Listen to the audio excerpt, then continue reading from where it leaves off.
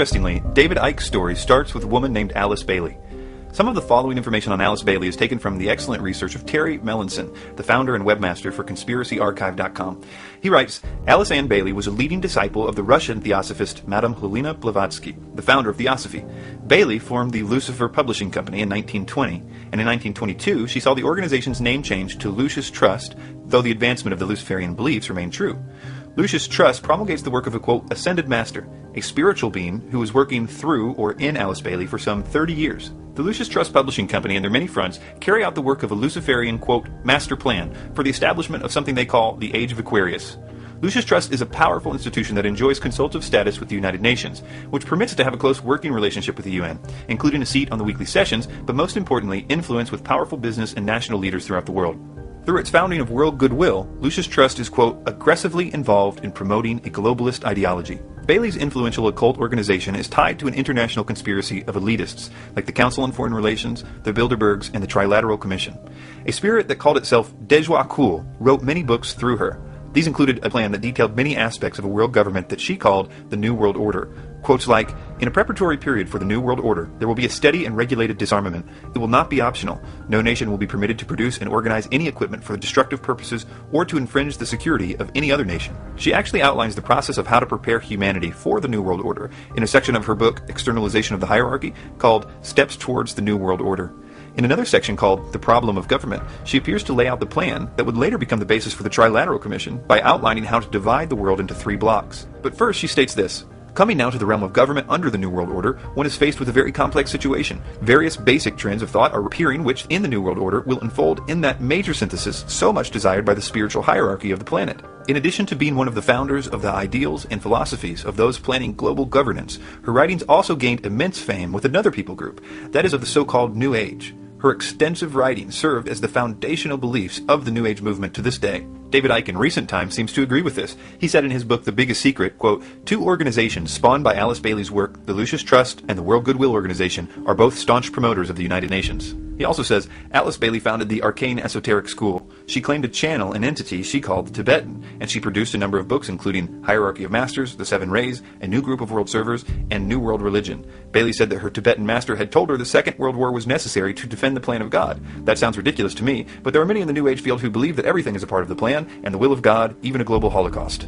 It's impossible to understand why David Icke teaches the things that he teaches these days without first reading 2 of his now out-of-print books. His first book, Truth Vibrations, which he still mentions on his website, but says that they're out of stock, and his next book, Love Changes Everything, which he doesn't even have listed on his website at all.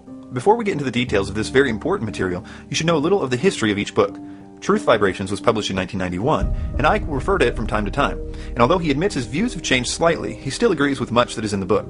Then there's his next book, Love Changes Everything. And unlike Truth Vibrations, Love Changes Everything was written after his Kundalini spiritual awakening in Peru, where Icke says that his mind was blown. And because of this, Icke says he doesn't like that book at all. He says, quote, I don't like that book because it was written at the most extreme time of my transformation, when I wasn't sure what planet I was on, never mind what my name was. The problem with trying to distance himself with these books is, as we will see, it's obvious that he still believes their main points. We will see countless examples of this in his recent talks and his recent books, and once you see the details of his early beliefs, it will become very clear that they are the same beliefs that are behind Alice Bailey and the New World Order. The first clue that there was a connection between Icke and Alice Bailey came only a few pages into Love Changes Everything, where Icke says, since the publication of the Truth Vibrations, I have learned so much more, as I have communicated almost daily with Rakorsky, the one known as Lord of all creation, who is directly responsible for the changes the earth will undergo. I also communicate often with the one we know as Jesus, the spirit of the earth, and many others. Now, keep in mind that this Rakorsky is the same spirit that dictated much of his first book, The Truth Vibrations, back when the I first appeared. He says on page 21 of The Truth Vibrations, quote, soon after this, the I appeared. One evening I was lying on my bed in a hotel room when I closed my eyes, and there, forming out of the darkness, was the shape of an eye. It was there for a split second at first before dispersing, but gradually it became permanent. Listen to Icke in this early interview when he talks about these entities. And one great example of the way this works I came across, which the beings, which we call the guys, told us about. You call them the guys? The guys, yeah. It's not... Like the beings like... Tarot, Rakorsky. And yeah, that's right. Now, he was Jesus' father, Rakorsky. That's right. And Merlin as well. Part of him was, yeah. That's right, aspects. Now, although there's a lot to talk about from that clip, the thing that I want to focus in on is the being's name, Rakorsky. In Theosophy, Rakorsky is one of the Ascended Masters. These are the beings that are supposedly so evolved that they have transcended the physical realm, and now they are helping humanity pass through a coming age of enlightenment. Rakorsky was a particular Ascended Master that Alice Bailey wrote extensively about. It is especially significant that Icke calls him the Lord of all creation, and elsewhere, as we will see, the Lord of civilization, and says that he is, quote, directly responsible for the changes the Earth will undergo, because these are absolutely clear examples that he is referring to the same Ascended Master that Alice Bailey made prominent, as she gave him those exact titles and said that his task was to establish the new civilization of the Age of Aquarius. She also connected him with the so-called Seventh Ray, which will become incredibly significant as the story unfolds. It was only later, while reading the Truth Vibrations, did I find that he actually confirmed my suspicion that he was in fact talking about Bailey's Ascended Masters. In a section where he was talking about the different messages he received, he said, "Some of the communications came directly from the consciousness which has the awesome responsibility for easing in and guiding the new Age of Aquarius, the Lord of Civilization, and the Lord of the Seventh Ray, one of the energies we will soon be receiving at a much increased power." He continues, "The universe is governed and guided by a massive hierarchy, and the person or consciousnesses are selected purely by a soul's stage of evolution. There are beings that guide the cosmic, galactic, solar, and planetary systems, planets, countries, and regions. Each one of these systems is broken down into further levels of organization. At the head of our solar system is the Solar Logos, working with the Lords of the Rays who control the energies that affect consciousness and spiritual development of life forms. These have become known as the Ascended Masters, and they are supported by other Ascended Masters behind the scenes, as it were." One of the best ways to demonstrate that David still holds these theosophical views today is with David's view of the so-called Solar Logos.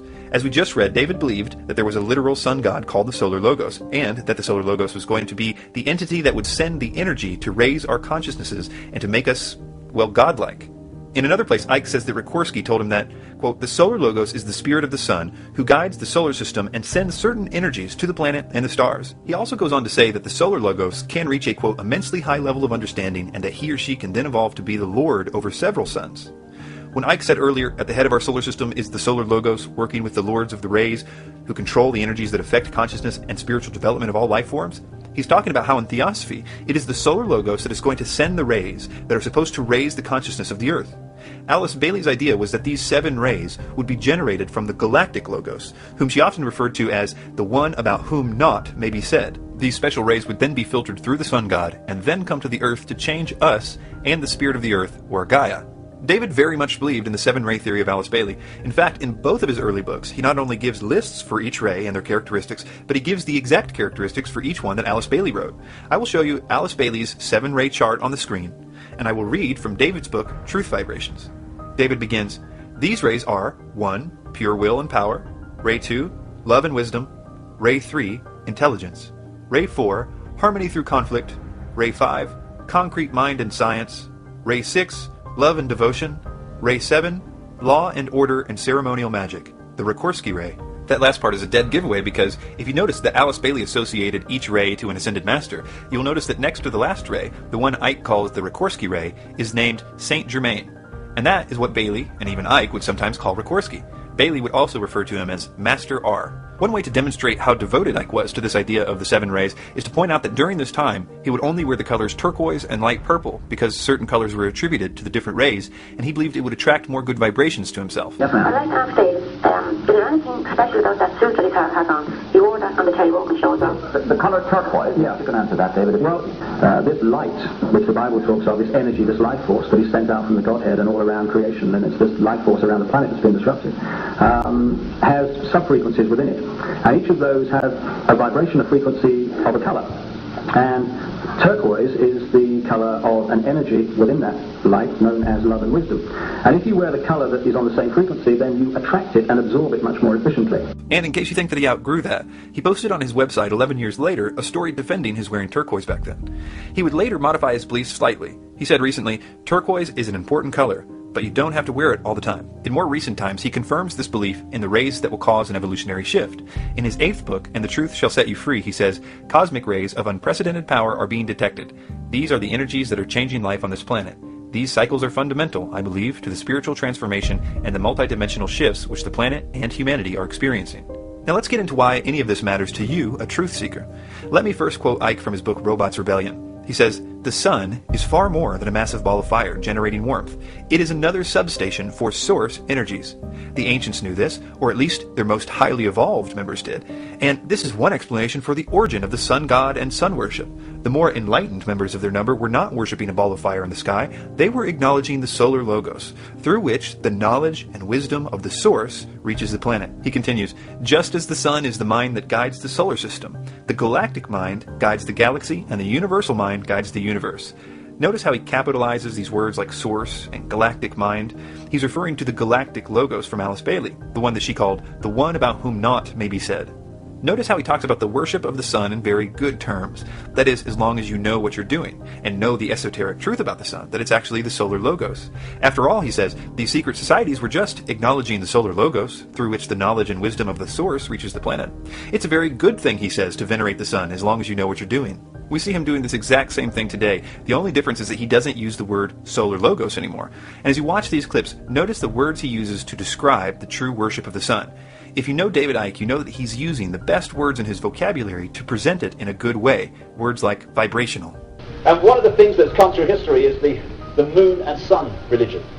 Religion using the symbolism of the sun and the moon, which has been manifested as the sun god and the sun goddess. Now this has many connotations. On some levels it's worship of the sun, but on deeper levels of knowledge, these are symbolic of deep esoteric and vibrational, mathematical, geometrical concepts. It depends what level you're meeting the knowledge at, what level you have access to.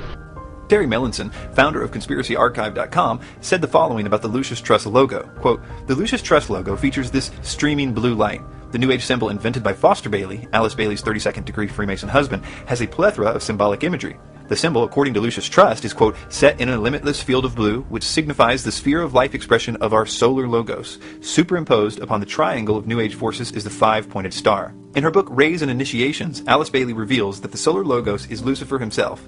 Now listen to Icke describe how the sun's rays are going to be the thing that causes the spiritual evolutions that he always says are coming. And listen carefully as he tries to work in the black hole in the center of the galaxy as being the source of this life-changing energy. And this is important because, as we will see, he has no scientific reason for saying that the black hole is going to send out any energy to the sun, but I think he does have a religious belief that Bailey's 7 rays will come from the galactic logos and are then sent to the solar logos to transform humanity and the earth. And my feeling about this awakening is that this is very, very much involved. I've got a lot more to do on this, to say the least, but I'm sure that the sun is far more than a source of heat. It is a place or an opening, a gateway, where great energetic change and code changes come into the solar system, same with others all around what we call the universe. And I feel that at the elite level, not among the general population, one of the focuses on the sun, or the reasons for the obsession with the sun, is the knowledge of this, right going back to the ancient world. I also feel that the black holes and stuff are also ways that these energetic codes come in and out of this reality. Is that what we're going through is, I talked there about this vibrational base construct, which is coming out of the black holes. That is now very powerfully in the process of changing its vibrational state. We're in this cusp between how it was, the suppressed, the limited. So as this energy changes, it's triggering different photon information from the suns, in this case our sun. And so people are starting to, those more open to it first, are starting to decode a different base information construct. And what that's doing is changing their perception as we decode it and move into a different era. This vibration coming from the black holes is space vibration. Now there'll be more to know, but I'm trying to put the themes here. As it moves through its cycle of change, before coming back to the original vibration, it's changing the information coming out of the suns in the form of photons. It's changing the information construct. Therefore, we are starting to decode, as it moves through the cycle, different information. And I'll tell you the way I see it, anyway. What I'm saying in my new book is that the black holes, like the one in the center of this galaxy, are vibrating the base vibrational state of this reality. But it's not stable in the sense that it doesn't just stay forever vibrating in the same way. It goes through a cycle. And so it goes through this vibrational cycle, and eventually it comes back to the start. As the black holes vibrate this base vibrational construct, this base vibrational foundation, it triggers information from the suns to be transmitted in the form of photons, photon energy, which is information. As this vibration changes, and whoever created this virtual reality universe, in other words, this massively advanced computer game, they created this vibrational cycle. And as it goes through its cycle, the information coming from the suns in the photon energy changes. And so we're decoding these things, this change. So we go through periods of what the ancients called the Golden Age, when there's massive expansion of awareness and connection and harmony and all the rest of it. And then there are other periods where the energy, the information is much more suppressed and limited, and these different cycles go on until it comes back from the start and the whole thing starts again. Now, I looked into his new book to see if he explained what the cycle was that the black hole was going through, because in running the website, the2012deception.net, I feel I've heard just about every theory in which a cycle concerning the black hole and the sun is mentioned. Yet I've never heard of a vibrational base frequency that was part of a cycle or anything remotely similar, so naturally I was very curious to find out what scientific information he had to back up these claims, because it seemed like he was just trying to make the theosophy idea sound really scientific. So I thought it was really funny when first I found that he never addresses this cycle at all in his new book, but what he did do was pretty hilarious. He actually put a picture of Carl Sagan on page 406 of Human Race Get Off Your Knees, and instead of quoting Carl Sagan, he quotes a woman named Carol Clark, who had a, quote, vivid dream where dead Carl Sagan spoke to her. This dream version of Carl Sagan is literally the only scientific support he has for this particular idea. It simply says on page 407, quote, black holes resonate the frequency and the different frequencies trigger different levels of information awareness to be emitted by the sun in the form of photons. So this dream version of Carl Sagan is the only evidence that Icke offers us to believe in this incredibly important theosophical idea about the sun god sending rays from the galactic god to change humanity. Even Icke's latest and greatest theories have their origins in his early writings, which in turn have their origins in Alice Bailey's writings.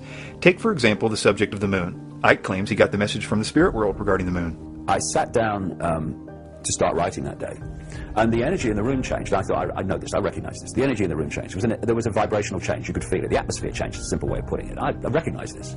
And what I then got, as this was happening, is the basic first theme was the moon is not real. Of course, there's more to know about that as came, but the moon is not real. The moon is not what you think it is. He claims in his recent book that the moon is an artificial spacecraft, that the reptilians flew to our solar system, and once it came into orbit with the Earth, it caused major catastrophes. But what's worse is that it messed up the vibration so bad that it took us from godlike beings that could levitate and only had to eat energy instead of animals, down to people who are like we are today, controlled by greed and anger, etc. There are several things very interesting about Icke's brand new theory. One of them is that it's not new for him at all. He describes the exact same thing in his book, Love Changes Everything, but with a slightly different flavor. He says, quote, Satan incarnated on the moon and helped to create fantastic negativity. The imbalance was such that the moon spirit left, and Lucifer, now rejoined in the light levels by Satan, used all the power of the negative energies and those created at the moment the spirit left to direct the dying, spiritless planet towards another planet. The light levels had known that Lucifer was planning on using the moon to create havoc, because his thought forms were passed directly to the Archangel Michael through the Debunked information system and vice versa. Lucifer was thus aware of this and found a way to prevent the Godhead and Michael knowing exactly what he intended to do with the moon.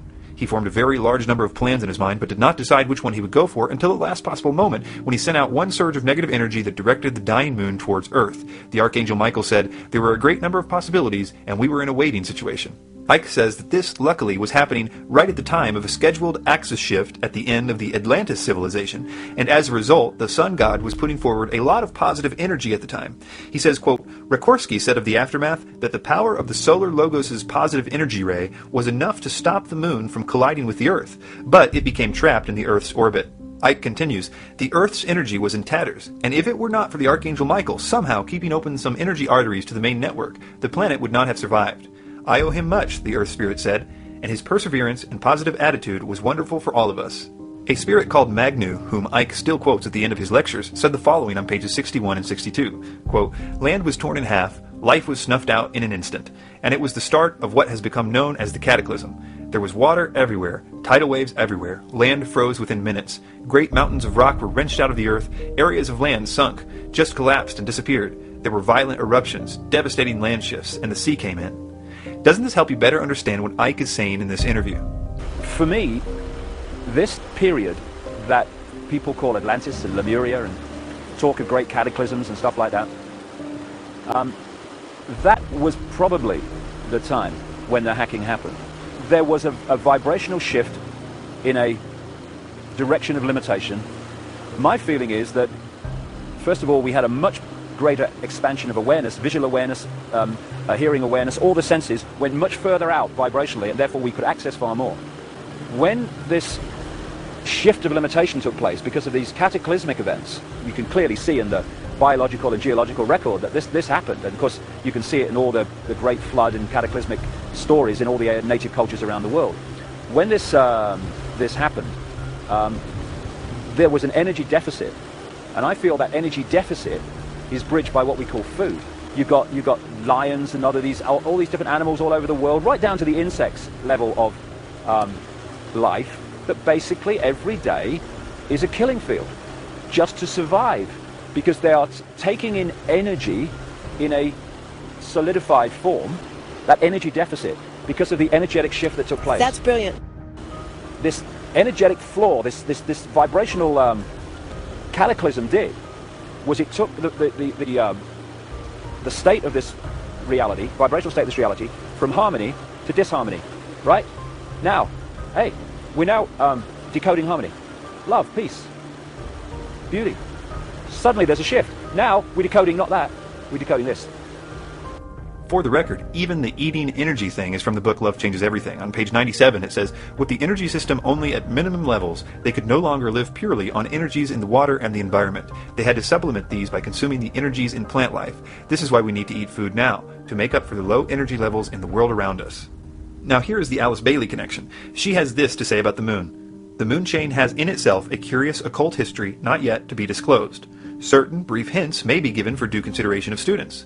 The moon chain was a chain wherein a systematic failure was to be seen. It is connected with the lower principles. The sexual misery of this planet finds its origins in the moon failure. The progress of evolution on the moon was abruptly disturbed and arrested by the timely interference of the solar logos. This one would correspond exactly to Icke's story of the moon spirit being kicked out and the solar logos saving the day at the last minute. The secret of the suffering in the Earth chain, which makes it merit the name the Sphere of Suffering, has its origin in the events which brought the moon chain to a terrific culmination. This next one from Alice Bailey is pretty important because it's at the heart of what Icke's current theory is. It says, certain results, such as the finding of its polar opposite, were hastened unduly on the moon chain, and the consequence was an uneven development and a retardation of the evolution of a certain number of diva and human groups. Diva is a term that Bailey and Icke used to mean angels, like Lucifer. The origin of the feud between the Lords of the Dark Face and the Brotherhood of Light, which found its scope for activity in the Atlantean days and during the present root race, can be traced back to the moon chain. So you can see that Icke's new moon theory is really just an expansion of Alice Bailey's writings on the moon. The next piece to this puzzle surrounds the idea of Gaia, or the Earth Spirit. David has been, and still is, very passionate about the existence of the Earth Spirit, what Alice Bailey calls the planetary logos. The spirit of the Earth is the most evolved spirit ever to incarnate in a physical planet. She is a wondrous being of an evolution that we could not even begin to comprehend.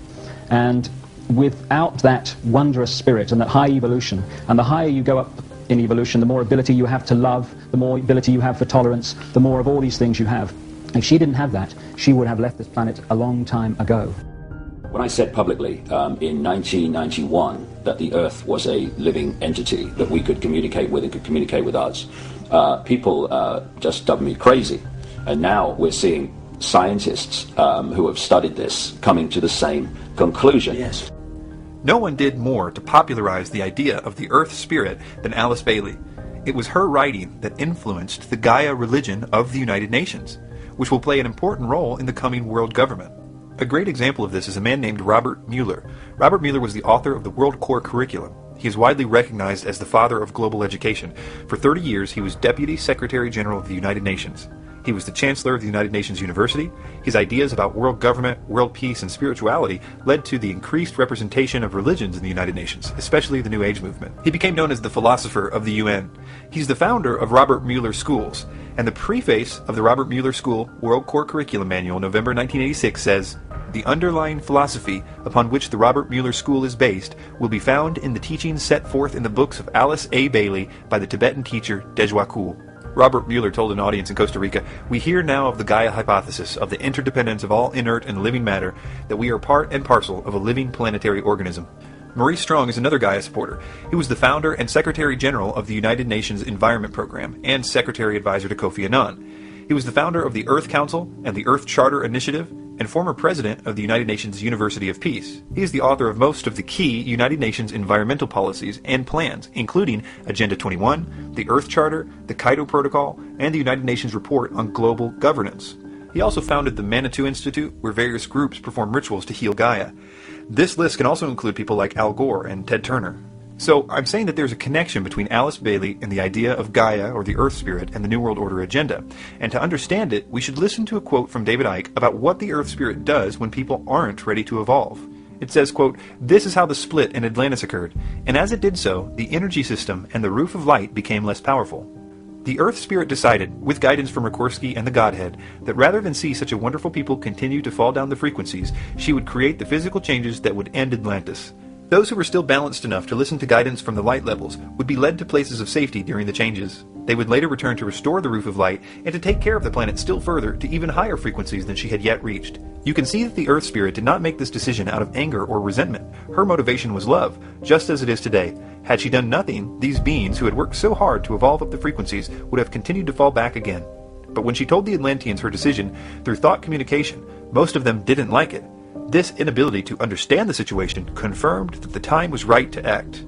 Although, according to Icke, this was cut short because of the moon being thrust into the Earth's atmosphere, this would not be the first time that Gaia had tried to commit an evolution-specific genocide, according to Icke.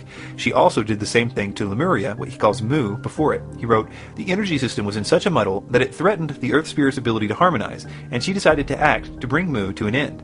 If there comes a point when it's necessary to take action to maintain balance for everyone's benefit and check the imbalances that are harming the progress of all in her care, then it is her duty to act. Sometimes this can mean enormous changes that have to take place, but it's always done out of love and necessity, not malice."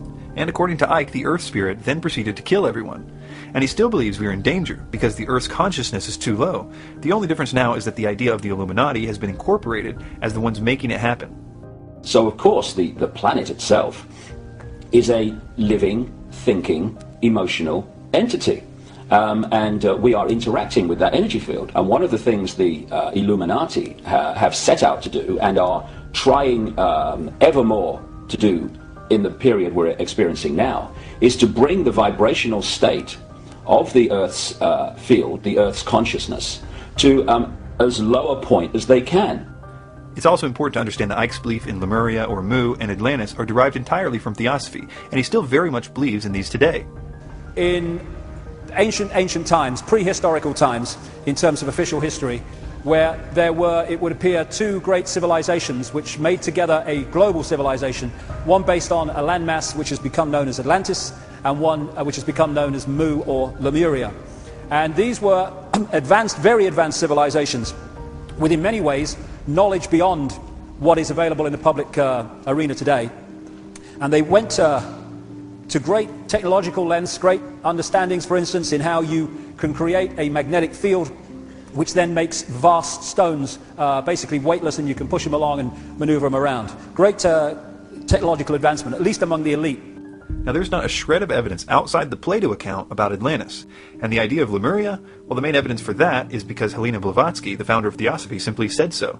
The idea of the sunken continent of Lemuria that Blavatsky describes has been proven an impossibility after the discovery of plate tectonics, which has led modern theosophists to concede that if Lemuria existed, maybe it was simply an era in time instead of an actual continent in light of this new evidence. Hitler and the Nazis also really liked theosophy. Hitler was said to have kept a copy of the secret doctrine by Helena Blavatsky by his bedside. The swastika of the Nazis was used because of its use by Blavatsky as her symbol for theosophy. The genocide that Hitler imposed was rooted in the theosophical view of the tall, blonde-haired, blue-eyed root races from Atlantis. And actually, Icke believed this too. He says on page 46 of Love Changes Everything that the inhabitants of Atlantis were an average height of 6'5", blonde-haired, and skin that glowed white. Icke himself remarks about the incredible influence that theosophy had on Hitler in this way. He says, quote, "I'm not saying that Blavatsky was negative, only that Hitler was influenced by her work." A few other similarities is that Hitler also believed in this idea that the moon came into our orbit and thus gave the need to create this new evolution. He also believed, like Icke, that the Earth was hollow, which is funny because in Icke's book The Biggest Secret, when he talks about this, his main evidence for the hollow Earth was simply that the Nazis believed it too, which is really only because they both read Helena Blavatsky, who makes the claim in The Secret Doctrine. Also, Hitler believes that the Atlanteans possess psychic powers and that they were destroyed by a flood, just like Icke believes. It is this desire of Icke's to get back to the Atlantis evolution that is at the core of his teachings today. To demonstrate this, listen to Icke in this recent lecture read a message given to him by a spirit in 1990. We find in another place that Icke identified this spirit as Magnu, who he said was from Atlantis. Listen to Icke explain first that Atlantis was destroyed and how the ultimate objective is to attain the powers we once had in Atlantis. In 1990, I experienced this, and it stood the test of time in my experience. My own allegiance with your planet goes back to an Atlantean period when there were many energies being used and information and knowledge being used which were, for particular reasons of safety, withdrawn, shall we say, to prevent complete catastrophe, to prevent total destruction of your planet. As the energies around your planet quicken, this is 1990, so these latent energies, these energies which have been withdrawn, will now be phased back in. They will gradually be awakened. As the consciousness level of your planet raises itself, those of you who are working together to raise your consciousness, you will be able to hold more and more refined vibrations, and the energies themselves contain the knowledge and the information which is beginning to surface again in your consciousness. So many of you will remember the Atlantean times. You will remember that you communicated with, say, dolphins and whales. You understood these sentient creatures. You could levitate. You could manifest things. You could cause spontaneous combustion by not miraculous means at all. Once you know what you're doing, these things follow. It is a matter of order. Now I'm looking at a time on your planet when these energies, this knowledge is reawakened and reintegrated into your consciousness.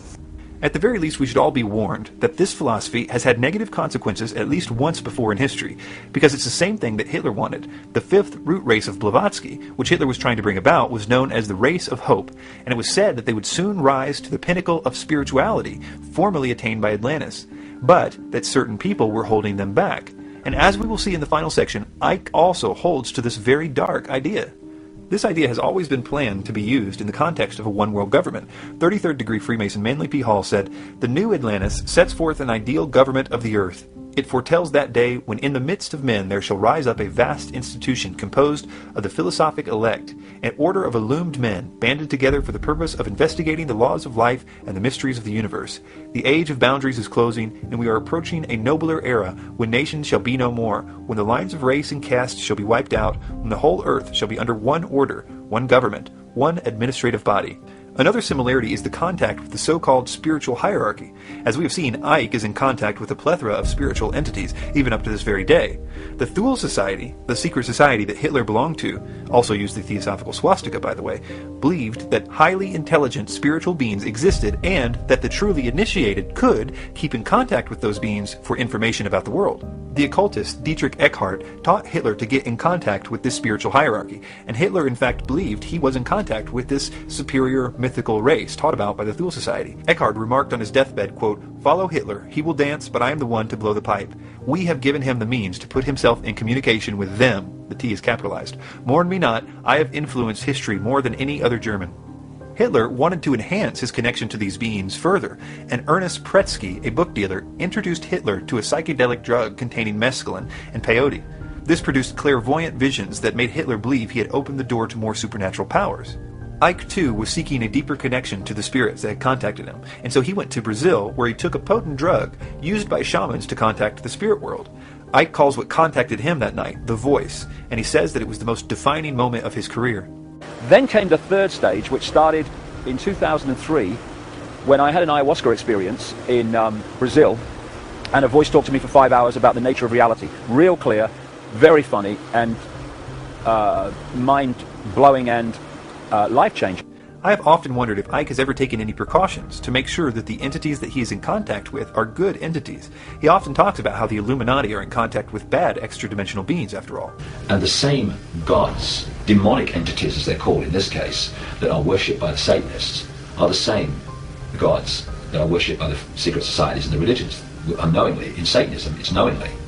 These reptilian entities seem to operate, and again, it's not just reptilian. There are many different kinds of entities that do not have a human form, that operate just outside of human sight, and history has recorded them as demons and all this stuff. So I wonder if he had a system to discern whether the ones that he's talking to are the same ones that are influencing the Illuminati. You can imagine I was a bit discouraged to hear things like this. Well, I've been on a long journey of nearly 20 years now, consciously doing this, and some force has been pushing me in different directions through intuition, through urges. I just got to do this, I've just got to go there. As I've gone through this and followed it, And who the force is and they are, I don't know. I'm not really that interested, funnily enough, because I just go with it and I'll remember what it's all about when I leave this genetic spacesuit. Now, here is the mystery, considering all that we have learned so far. I think there's a lot of this whole New Age area, you know, of ascended masters and all the Blavatsky stuff and Ashtar Command. I say that that is a belief system controlled by the same force, which is also trawling that bloody energy as we go along. Again, considering everything we've just learned, this is clearly an admission that he has been lied to by the spirits all of his life. I mean, if they told him that they were Alice Bailey's ascended masters, which they did, and they taught him theosophy word for word, which they did, he must be admitting here that all that he was taught is a lie. But the problem is that he has never stopped teaching and promoting the beings he talked to or what they told him to teach. He clearly attributes everything he is to them. Among these messages that was given to me in 1990 were, he will say things and wonder where they came from. They will be our words. Sometimes we will put knowledge into his mind. Sometimes he will be led to knowledge. And another one was, a little bit later, arduous seeking is not necessary. I've given this a lot of thought, and I've come to some possible conclusions. Here are the facts. Icke never has mentioned the name Alice Bailey in his early books, although in them it's clear that he's teaching her doctrine, things like about the 7 rays and the coming evolution, the solar logos, the new age, Atlantis, Lemuria, the age of Aquarius, being destroyed because of bad evolution, the earth spirit, the moon problem, her particular brand of reincarnation, even wearing certain colors. He never once, though, attributes any of it to her. He attributes it all to the spirits that he channeled. He says he got all this information from the spirit world, which I'm willing to believe, and therefore I suppose it's possible that he hasn't made the connection that everything he believes is from Alice Bailey himself yet. He may have never noticed that what the spirits told him was word for word Alice Bailey and or theosophy. The other possibility is that because he has alluded to in the past the idea that sometimes during channelings the paradigm of the channeler gets in the way of the message, and so therefore the message can be tainted by the messenger. He refers to this, I think, to try to explain the fact that he has pages and pages of material of his conversations with Jesus, whom he nowadays says never existed. The idea is that, well, the channeler believed in Jesus, so the name was messed up. But, as we will see later, these beings do much, much more than claim to be some entity. They play the role to the very end and really expect you to go tell people what they told you. There are many problems with this, but the biggest one is that, let's say some of the psychics that he talked to were big Alice Bailey fans, and so he got information that was filtered through their paradigm. Now that's still not an excuse, because we're right back to the problem of, well, if he learned later on that Alice Bailey and her ascended masters lead to a new world order ideology, why is he still teaching us the exact same ideology, only packaged in a way that seems to try to hide the obvious source? We will come back to the investigation of Icke's extra-dimensional entities to see if we can determine anything more about them later on. But for now, let's move on to some of Icke's more earthly sources of his information to see if we can determine anything about the evolution from his early material to his current material, like reptilians. The single most influential person in the development of Icke's current ideas is a man named Brian Desbrow. Desbrow wrote a lot of conspiracy articles and posted them on the internet in the mid-90s into the 2000s. Later, these articles would be compiled into a book. Desbrow is behind an astonishing amount of Icke's research. There's a lot of interesting things about Mr. Desbrow. First of all, despite the fact that his bio says that he served as a director of research and development for several American high-technology companies and has provided consultation to a company involved in deep space research, there's no record of him doing anything like this on the internet, which seems odd since you would think that if a person who was publishing material on the internet so early in its history, that he would also leave some trail to his apparently earth-changing scientific research. Another interesting thing is that despite the fact that Icke, when referring to Desbrow, calls him his American scientist friend, you can read Desbrow's own bio to find out that his information was given to him by spiritual beings, like Icke. Desbrow says, during an out-of-body experience which occurred in 1971, he encountered 5 highly spiritually evolved, non-physical beings who informed him that he must write a revisionist history of the world. The purpose of the book was to take the readers out of their comfort zones by presenting them with truth regarding such diverse subjects like the true location of Atlantis, the duplicitous acts of the Illuminati, and the fundamentals of free energy technology. It was not until later that the author learned that the non-physical entities that he had encountered were associated with a non-physical directorate, who were the overlords of a group of terrestrial mystics known through the centuries as the Kwajagan. It is the role of the Kwajagan to intercede in the political affairs of the world periodically in an attempt to elevate the level of human spirituality.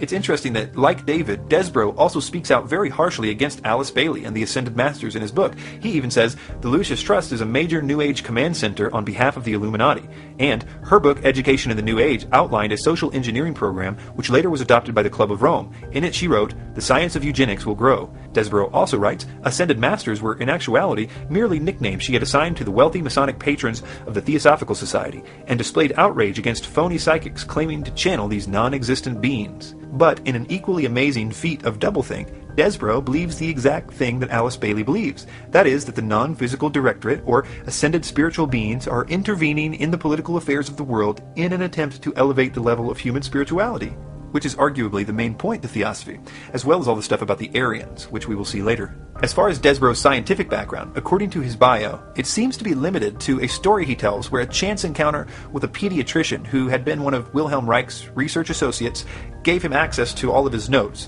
which he says enabled him to acquire a knowledge of weather engineering and orgonautic science. In addition, as luck would have it, a similar thing happened to him, but this time it was with Nikola Tesla's notes. He says he met an old lady at a spiritual healing circle who had asked him if he liked Nikola Tesla. She apparently then told him a story that he writes on his website. It says, quote, one day, continued the lady, Tesla felt a tug on his coat sleeve. Looking down, he saw the landlord's 12-year-old son, who said, Mr. Tesla, will you teach me all that you know? Tesla was so impressed that the boy became one of Tesla's enthusiastic proteges, and later married the lady the author had just met. The lady then provided the author with some of her late husband's research notes on free energy and anti-gravitic technology. In this manner, many doors were opened, thus enabling the author to acquire meaningful data for his 2 books. The strangest part about Desborough's bio, in my opinion, is that he claims to be an expert at deprogramming mind control victims. He claims that he does this in order to get information out of them to help his research into the New World Order. He has written quite a lot about trauma-based mind control, and at that time, very little was known on the internet about it. And it does appear he knows quite a lot about how to program multiples. This will become very interesting as we continue this investigation. So with all that in mind, let's take a look at how David Icke was influenced by Brian Desborough. Icke's book, The Biggest Secret, is the first time that I know of that Icke mentions Desborough in print. He dedicated that particular book to him, and he cites him profusely throughout the book as his source for things like Martians coming to Earth and founding the Aryan race, which the reptilians used to overtake the planet. Brian is also the source for much of the information on the Babylonian world, and things like black people are a result of the Earth being closer to the sun at one point, the Ice Age being an illusion, monoatomic gold, directed energy weapons, UFOs are government craft, crop circles are space beams, David's new view on Jesus, and much more. Ivan Fraser, the other person who David dedicated his book, The Biggest Secret, to, later spoke out against David and said this about Brian Desborough, quote, is there anything David could tell us about Brian Desborough's background to allay any doubts we may have about his integrity, considering his massive influence in the content and direction of The Biggest Secret? Also, Icke's subsequent book called Alice in Wonderland and the World Trade Center Disaster is no better than a copy and pasting of Brian Desborough's article entitled The 9/11 Disaster, The Myth and Reality. If you have read Icke's Alice in Wonderland book on 9/11, please read Desborough's article when you have time, and you will see that the information in there is exactly the same, the wording, even the mistakes. But the curious thing is that even though it's clear from reading Desborough's 9/11 article that Desborough is the one who did all the research, Icke doesn't cite Desborough one time in his book, even though it's painfully obvious that it was taken from him. I think that Desborough was quite content to feed information to Icke, even if he got no credit. One example of this is in regard to the reptilian scandal. As I mentioned, The Biggest Secret is dedicated to Brian Desborough and another man named Ivan Fraser. According to Fraser, it was Desborough that introduced Icke to Arizona Wilder, and it was her testimony that ended up being the reason why Icke went public with the reptilians thing. Desborough also admits to introducing Icke to Arizona Wilder, as well as arranging the meeting between the two, because Wilder was a victim of trauma-based mind control, and apparently Desborough had accessed her programming in order to get information about the Illuminati. According to him, he was amazed to find that she confirmed what he had already been telling Icke, which will be important later. This is Ivan Fraser's side of the story. He had been proofreading The Biggest Secret for David Icke, and he found out about the reptilians thing this way. He says, quote, Arizona Wilder was not mentioned at all in the draft copy of The Biggest Secret, which I had read. David had not met her yet. When the book was released, people started ringing me with questions like, is it true about the reptiles? And is this stuff about the royal family true? At which time I replied that I thought it was, based on the fact that the version that I had read stated only the theory of reptilians and that certain of the royals were involved in satanic rituals. Soon I heard about Arizona Wilder. David stated that he saw his encounter with Arizona Wilder as an amazing synchronicity which endorsed his work in his latest book. How could she have known all this stuff which tallied so exactly with The Biggest Secret? Well, I believe I'm not as naive as David, and I know exactly how she could have known. Icke was passing copies of the book via post to me and others for editing. Fraser continues, this brings in another character who is pivotal to the entire Biggest Secret thesis. It was a contact of David's named Brian Desbrow, who introduced Arizona to David. Brian is mentioned as a source for a great deal of the information in the book, having supplied most of the material on which David based his idea about the Martians coming to Earth and founding the Aryan race, which the reptilians used as a vehicle to overtake the planet. Brian is also the source for much of the information David had compiled on the Babylonian world, its myths, and how they fed into the sinister secret societies. It was Brian Desbrow who was also looking at the draft copy of The Biggest Secret at the same time as myself, i.e. before David met Arizona Wilder.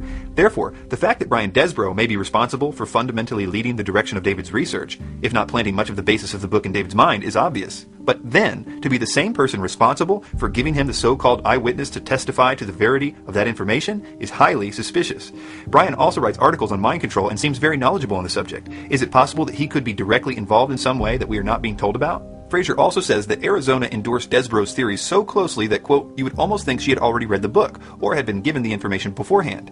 He continues, or considering that she claims to be an ex-mind-controlled slave, could it be that she was pre-programmed? Testimony from Mark Phillips and Kathy O'Brien as to how arduous it is to deprogram a CIA slave makes me very suspicious that Arizona Wilder could be considered reliable. She claims that since her programmer died, the programming broke down. I don't believe this can be accepted as such, and external experts would have to be brought in to convince me that if she was controlled to the highest level, that she could be so deprogrammed now to be considered reliable. Brian Desbrow describes the story in this way.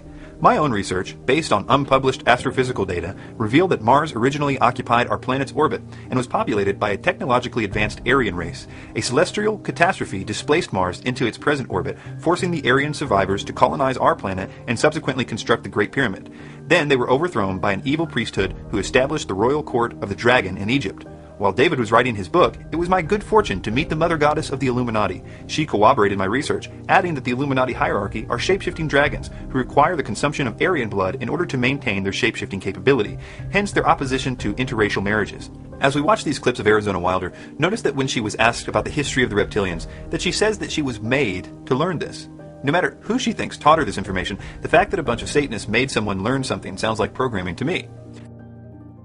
Your experience being brought up in this Illuminati environment, were you ever told anything about where these reptilians came from and what is the history of it all?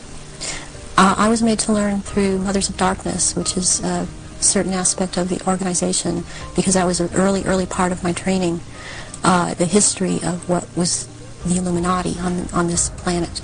And what I learned was that the Aryans originally were from Mars, and the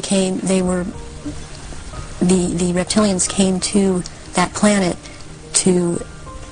they came from another place, they came to that planet, they came to rule, because they wanted to mix, so they said, with that race, and but they became the overlords.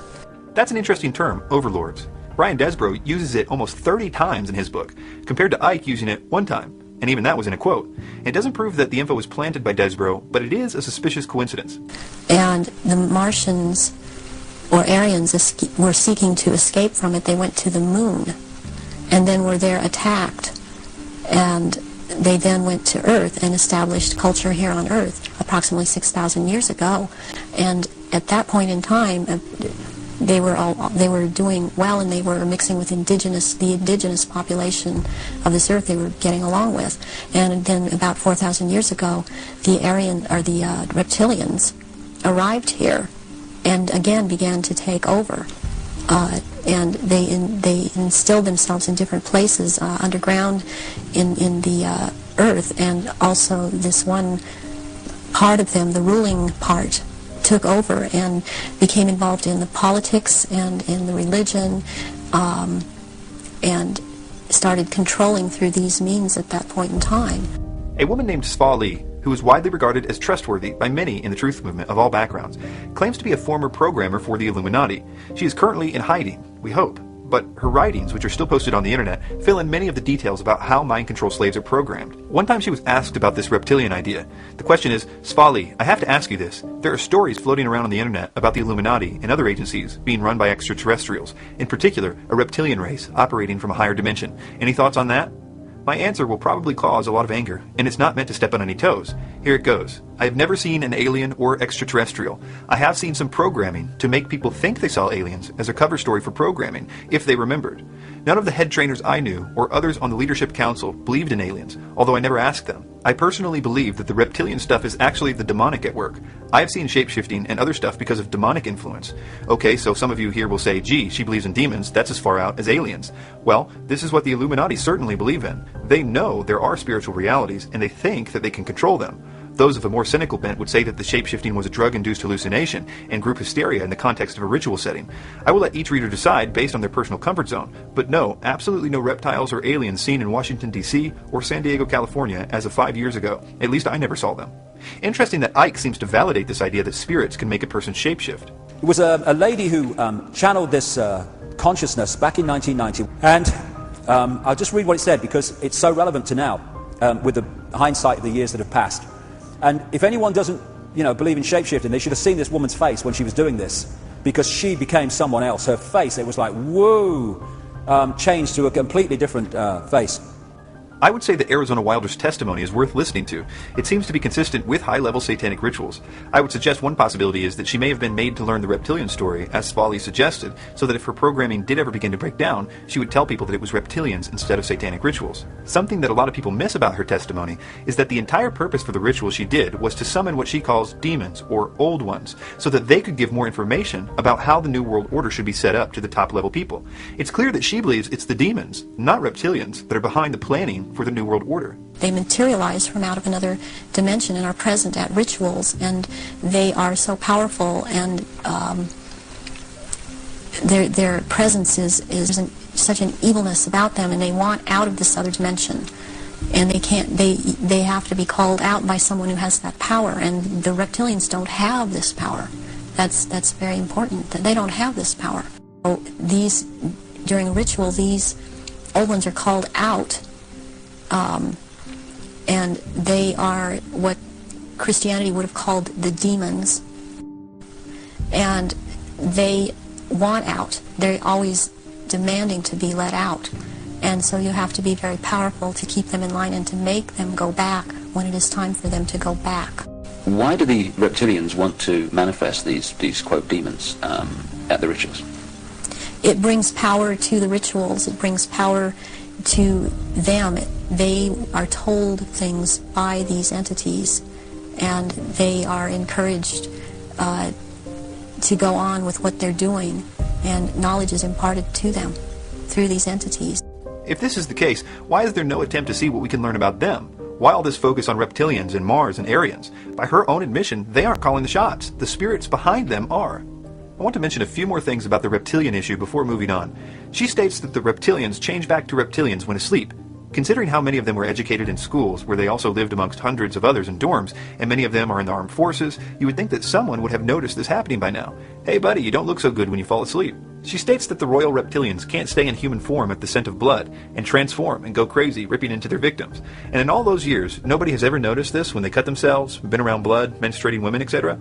Considering they are so public, there is no way that they have never been in the vicinity of blood. The other testimony that Icke uses to confirm the reptilian issue is that of Credo Mutwa.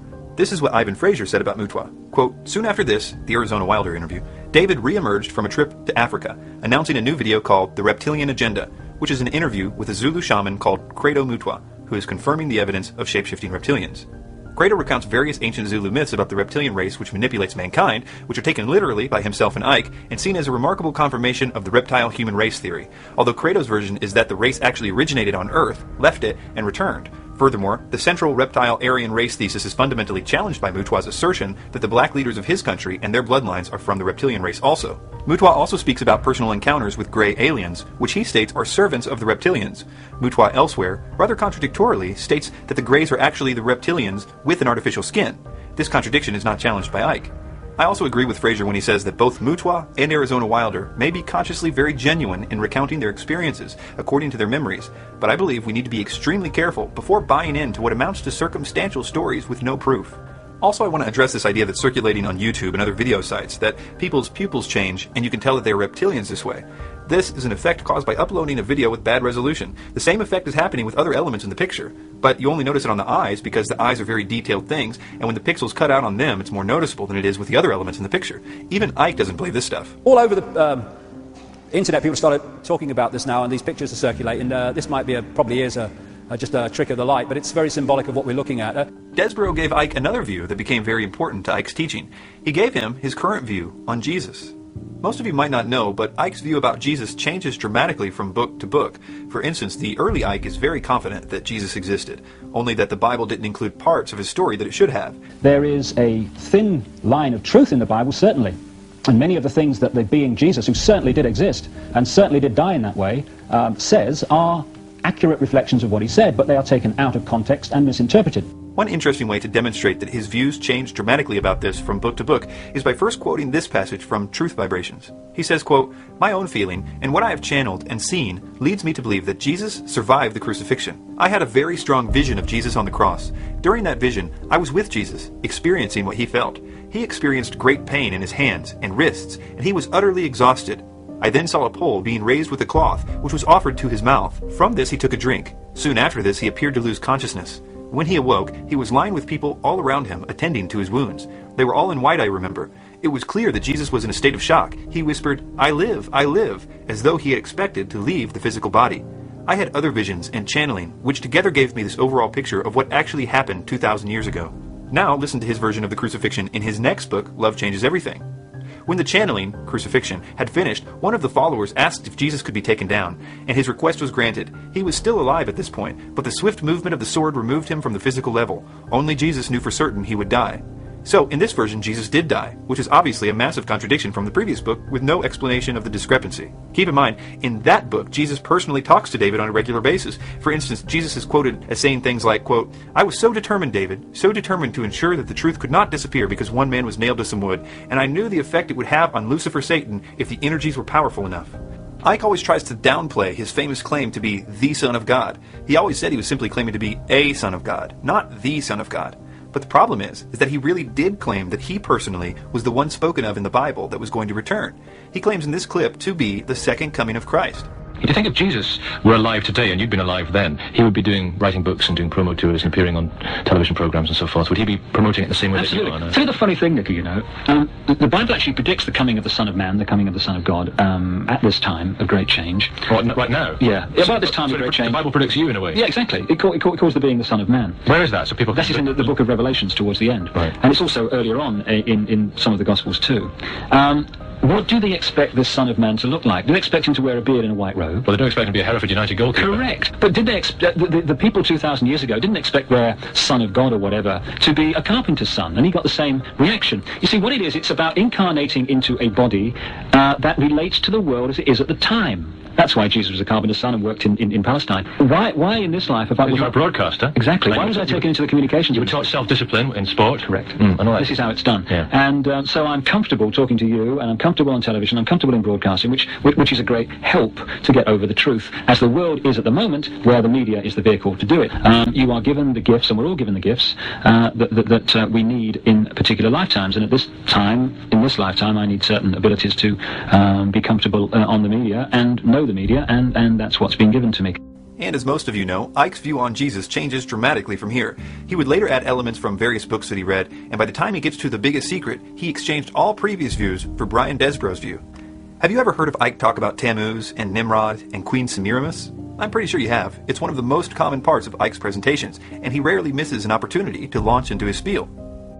In Babylon, they had a trinity of Queen Semiramis, also known as Ishtar or Istar, Nimrod, the sun god, she was the moon goddess, and Tammuz, who was the virgin-born son of Nimrod and Semiramis.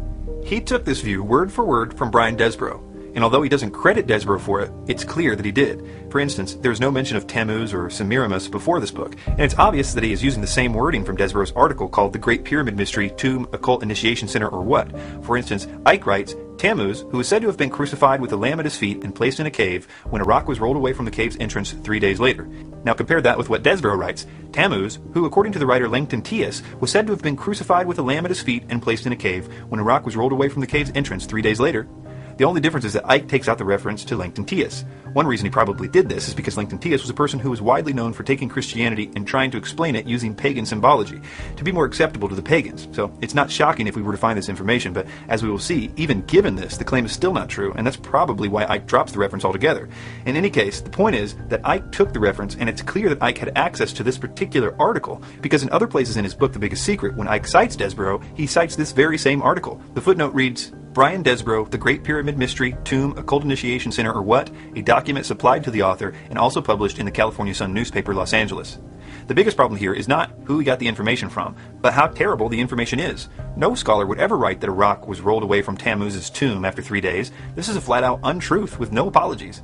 Even Acharya S., who Desborough is misquoting right here, disagrees with this idea, and that's saying something if you know who she is. Icke traded in his earlier view of Jesus for this most easily disproved one. I will call it the Zeitgeist version of Jesus. This is the one where he did not exist in history, but was an amalgamation of ancient pagan gods.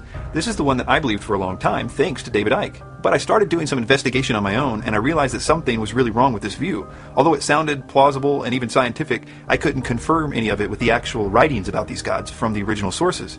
And all the people that claimed that these things could be found in the original sources were Freemasons or Luciferians. For instance, Icke tells us in The Biggest Secret that Horus was the Good Shepherd, that Horus was the Lamb. Horus was baptized at age 30, he was the child of a virgin, his birth was marked by a star, he had 12 followers, Horus was the morning star, Horus was the cursed, Horus was tempted on a mountain by Set, and that he was a child teacher in a temple. The problem is that none of this is true. If you read every single thing you can find that the Egyptians wrote about Horus, you won't find any of this stuff. It's a flat-out lie. And guess who Icke cites for his claims like this? Albert Churchward, a high-level Freemason. And not only that, but someone who lacks any expertise in this field. I think one reviewer of his book on Amazon said it best about Albert Churchward in regard to his scholarship, quote, "This book is not recommended for those expecting a scientific approach. The absence of any description of the author's academic background explains it all." I've had a website up called ZeitgeistChallenge.com since the film Zeitgeist came out, and it offers $1,000 cash to anyone who can simply show where in the ancient texts these things can be found. I've yet to have one serious submission to this challenge since the website was put up. I have had a lot of people confident that they could answer the challenge until they started to look for the actual writings themselves, which is why I put the site up in the first place, to get people to come to the same conclusions that I did on my own. This is a Freemasonic lie. Yes, I know that the movie gives a long list of their sources, but if you inspect those sources, you will find that they do not even attempt to cite actual original texts, but instead cite recent authors who themselves do not cite sources. If this idea that I'm suggesting makes you mad and you think that I'm kidding, please watch the films Zeitgeist Refuted, Final Cut, or Zeitgeist Part 1 Exposed, the film. In the footnotes you'll find both of them, and they're both by two separate filmmakers, and they do a great job of showing how easily this idea is refuted. In fact, of all the various versions of Jesus that Icke has had, this current view is the most easily refuted. Now let's go back to Desborough and Icke's view about all the Babylonian symbolism in Christianity. But first let me explain something that will really help you understand what we're about to discuss. Christianity was around for at least 300 years before the Vatican existed.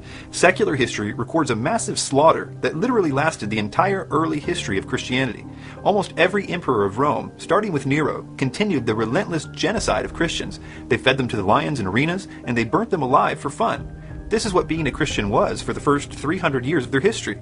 Deciding to be a Christian was basically deciding to be tortured and killed publicly. It wasn't a decision that people made lightly. These people's beliefs were nothing like the Babylonian religion of Rome. This is one reason why Rome hated them so much. A good example of this is the Emperor Diocletian, who believed he had eliminated all the Christians. He erected monuments to himself that boasted of this supposed accomplishment. It was engraved, Diocletian, Jovian, Maximin, Herculeus, Caesarus, Augusti, for having everywhere abolished the superstition of Christ, for having extended the worship of the gods. It was only after one of the emperors, Constantine, was said to convert to Christianity, and the jury is still out as to whether that actually happened or not, but one thing is certain, after that time the government decided to stop fighting Christianity, and instead it seeked to totally control it. It unwisely declared Christianity the official religion of Rome, which, as you can imagine, was a shock to all the pagan citizens of Rome.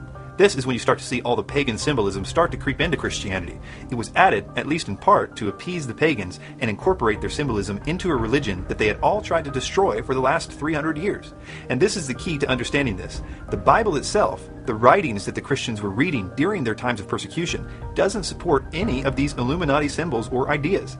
This is why the Vatican made reading the Bible illegal in the 1200s. The real Christians were literally burned alive, with their illegal copies of the Bible chained around their necks. Even to this day, the Catholics do not recommend reading the Bible themselves. They say it's better left to the priests to interpret for them. This is also why it was not allowed to be translated into any language but Latin for 1,000 years. The obvious reason is that if the people were allowed to read the Bible, they would know that the empire was telling them to do and believe things that were not in the Bible. Take the second commandment, for instance. Thou shalt not make unto thee any graven image, or any likeness of anything that is in heaven above, or that is in the earth beneath, or that is in the water under the earth. Thou shalt not bow down thyself to them, nor serve them. Now this should help you see what's going on when David shows this picture of Mary and the Queen of Heaven.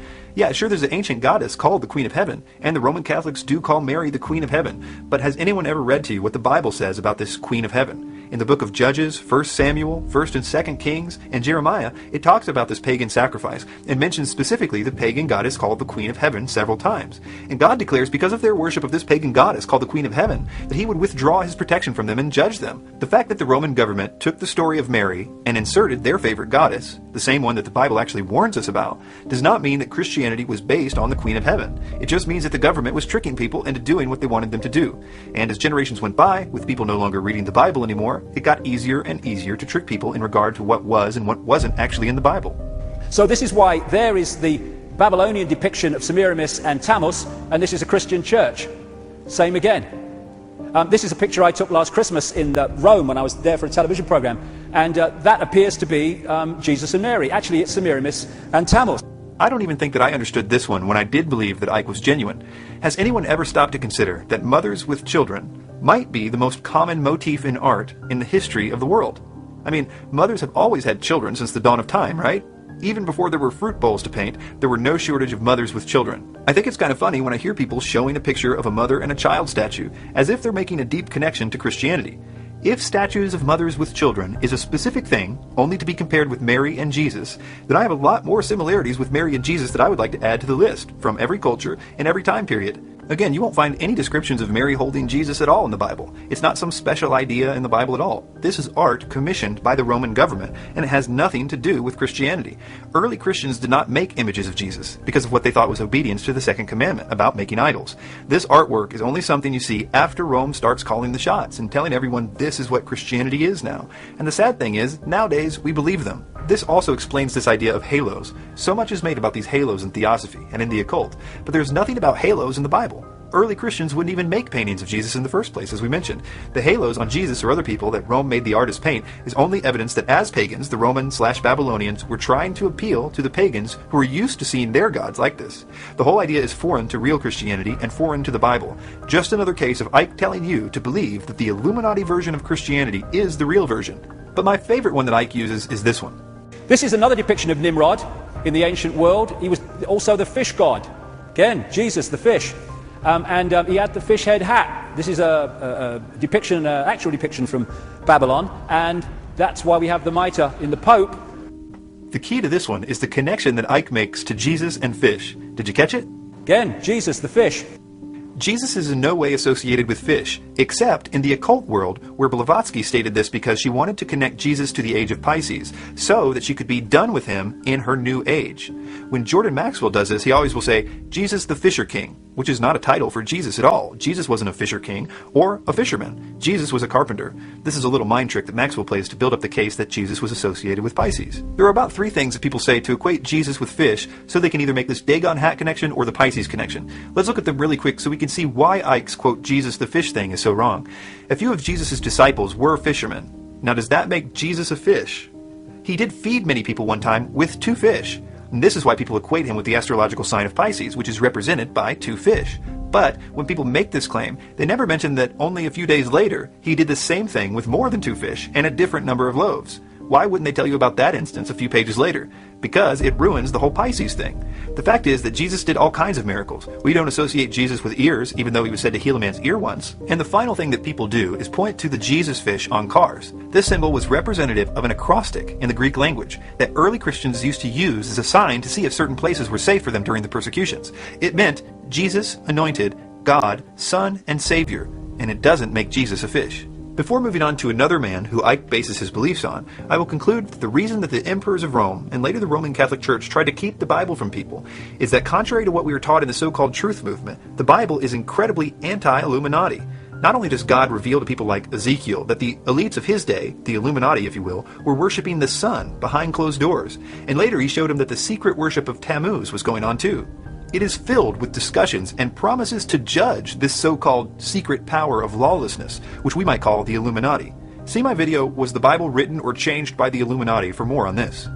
Another of Icke's sources is a man named Michael Talbot. He wrote the book, The Holographic Universe, and Icke quotes him frequently as the basis for his belief that nothing is real and everything is a hologram. Talbot spends the first few chapters of his book doing an excellent job of describing a well-known theory of Carl Pribram and David Bohm called the holonomic brain theory.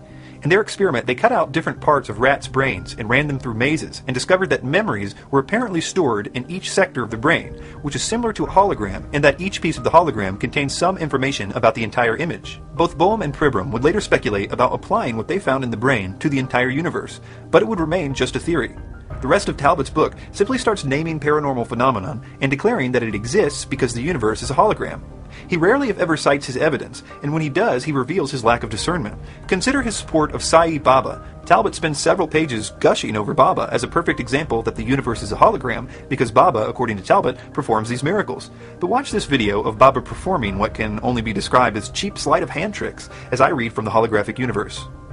Perhaps the most famous modern-day materializations are those produced by Sai Baba, a 64-year-old Indian holy man living in a distant corner of the state of Andhra Pradesh in southern India. According to numerous eyewitnesses, Sai Baba is able to produce much more than salt and a few stones. He plucks lockets, rings, and jewelry out of the air and passes them out as gifts. He also materializes an endless supply of Indian delicacies and sweets, and out of his hands pours volumes of vibhuti, or sacred ash. These events have been witnessed by literally thousands of individuals, including both scientists and magicians, and no one has ever detected any hint of trickery. He can make sweet syrups and fragrant oils pour from his hands. He can produce exotic objects, such as grains of rice with tiny, perfectly carved pictures of Krishna on them. Equally astonishing are his productions of sacred ash. Every time he walks among the crowds that visit him, prodigious amounts of it pour from his hands. He scatters it everywhere, into offered containers and outstretched hands, over heads and in long serpentine trails on the ground. If Sai Baba had produced them by sleight of hand, it was undetectable to us. Talbot also talks about cases of stigmata. This is when people get wounds in their hands and feet that are supposed to be similar to those of Christ. These cases are dubious at best, especially because the wounds usually happen when no one is looking. But this doesn't stop Talbot from simply declaring them all to be genuine and evidence that the universe is a hologram. Or take some of the cases that Icke is fond of referring to. I'm sure you've all heard of the hypnotist that made the man see through his daughter. Everyone seems to love that one. Like that wonderful story told by Michael Talbot in The Holographic Universe. Yeah. And I read that page over and over again when I first saw that book in the late 1980s. This is the story about the stage hypnotist who hypnotized the father to believe that his father was that his daughter was invisible, and then he was able to read an inscription on the watch held behind her body, because for him it was no longer there and reality had changed. It was physically different in his mind. Like you write about in your book, about the fellow who's the hypnotist told the man, your daughter is not in the room with us any longer, and he looked right through the daughter to the man's watch. He tells a story in here, which is so brilliant. That's why I do tell it quite often, because it's so symbolic of what I'm talking about. He attended a party which his father had, and he had a stage hypnotist along to do party tricks for the guests. There came a point where the hypnotist is dealing with this guy called Tom, and he said to him, he's doing through the tricks, and then he said to him, when I bring you back to a waking state, you're not going to be able to see your daughter in the room. At which point the hypnotist led the daughter to stand right in front of the father who's looking in her belly. He brings him out of to a waking state, or apparently so, and he says, Tom, can you see your daughter? Tom's looking around. No, I can't see her. She's giggling. He can't hear her. The hypnotist went behind the daughter, put his hand in the small of her back and said, I'm holding something, Tom. What am I holding? He looked bemused because it was so obvious to him. He said, you're holding a watch. He says, there's an inscription on the watch, Tom. Can you read it? He peered forward, read the inscription. His daughter standing between him and the watch. The problem is that Talbot simply says this happened at his own father's friend's house. There's no citation whatsoever. We are asked to simply trust him that this happened. Let me ask you, if this was so easy that all a good hypnotist had to do was to tell someone that their daughter wasn't there, how come it hasn't been reproduced in a lab or some other place where this could be verified with a measure of proof? I mean, was this particular hypnotist the only guy in the world that could do this? Why not have someone simply put the idea to the test and prove it? I hope you see that the answer to that question is obvious. Talbot had preconceived notions himself. He describes how he grew up in a haunted house, and these ghosts would mess with him and his family. He describes involuntary out-of-body experiences and a host of other experiences involving what he calls poltergeists. He was on a mission to validate his experiences, even by his own admission. Here are some reviews of his book that I think sum this up well. I was profoundly disappointed by the book. I was expecting something that took an analytical view of an intriguing theory and explored its implications. Instead, what Talbot provided was a general overview of holography, some broad statements about its implications, and then tons of anecdotes about psychic phenomena that he claims are explained by everything being a hologram. Sadly, that's not science, nor is it compelling writing. Another reviewer says, the book is completely disingenuous and uses numerous case studies where the evidence is presented in a dishonest way. A simple Google search will turn up enough information on many of the book's claims to start to raise doubt. Further investigation will make you very upset that the evidence is presented so matter-of-factly with no mention of the numerous controversies surrounding the evidence. This would be funny if it weren't obvious that Icke has based much of what he believes on this idea of the holographic universe. Now, let's move on to the next chapter, where we will explore in depth David Icke's most influential source. They tell him what to write, what to say, what to wear, what to believe and what not to believe, and he calls them the guys. The beings, which we call the guys, told us about. You call them the guys? The guys, yeah. But the beings like Tarot, Rakosi, and yeah, that's right. It's highly likely that I'm something to do with the whole process, because I'm interviewing you. Well, it's difficult because I need to check all this out, because you're throwing this at me, and I need to sit down and check this out with the guys. But I would said that you were certainly involved in a great chance of being involved at that time. David often says that these beings have always guided him. It was the same beings that originally contacted him that are still guiding him. Well, I've been on a long journey of nearly 20 years now, consciously doing this, and some force has been pushing me in different directions. In Love Changes Everything, he says, those who are helping the planet and humanity through this crucial period in their evolution, they have asked me to put together in this book all that I have learned so far. And that, quote, communicating with such beings on other levels of creation is the most natural thing in the world. When he describes how it is that this communication with the guys takes place, he says, quote, this process is called channeling. The thought forms can be turned into written words. This is known as automatic writing. Your hand writes on the paper, sometimes with incredible speed, but the words and information are not yours and could not possibly be yours because you often know nothing about the subjects taking shape in front of you. It is also possible to hear the thought forms as a soft, gentle voice inside your head. I call this method getting it direct. On a more limited level, it is possible to communicate through dowsing. Perhaps. Do you actually hear the voices in your head?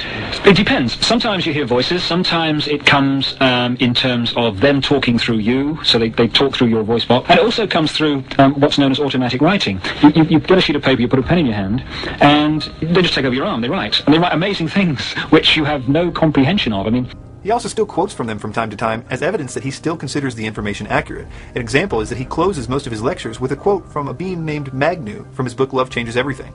And he says that his words are really their words. And wonder where they came from. They will be our words.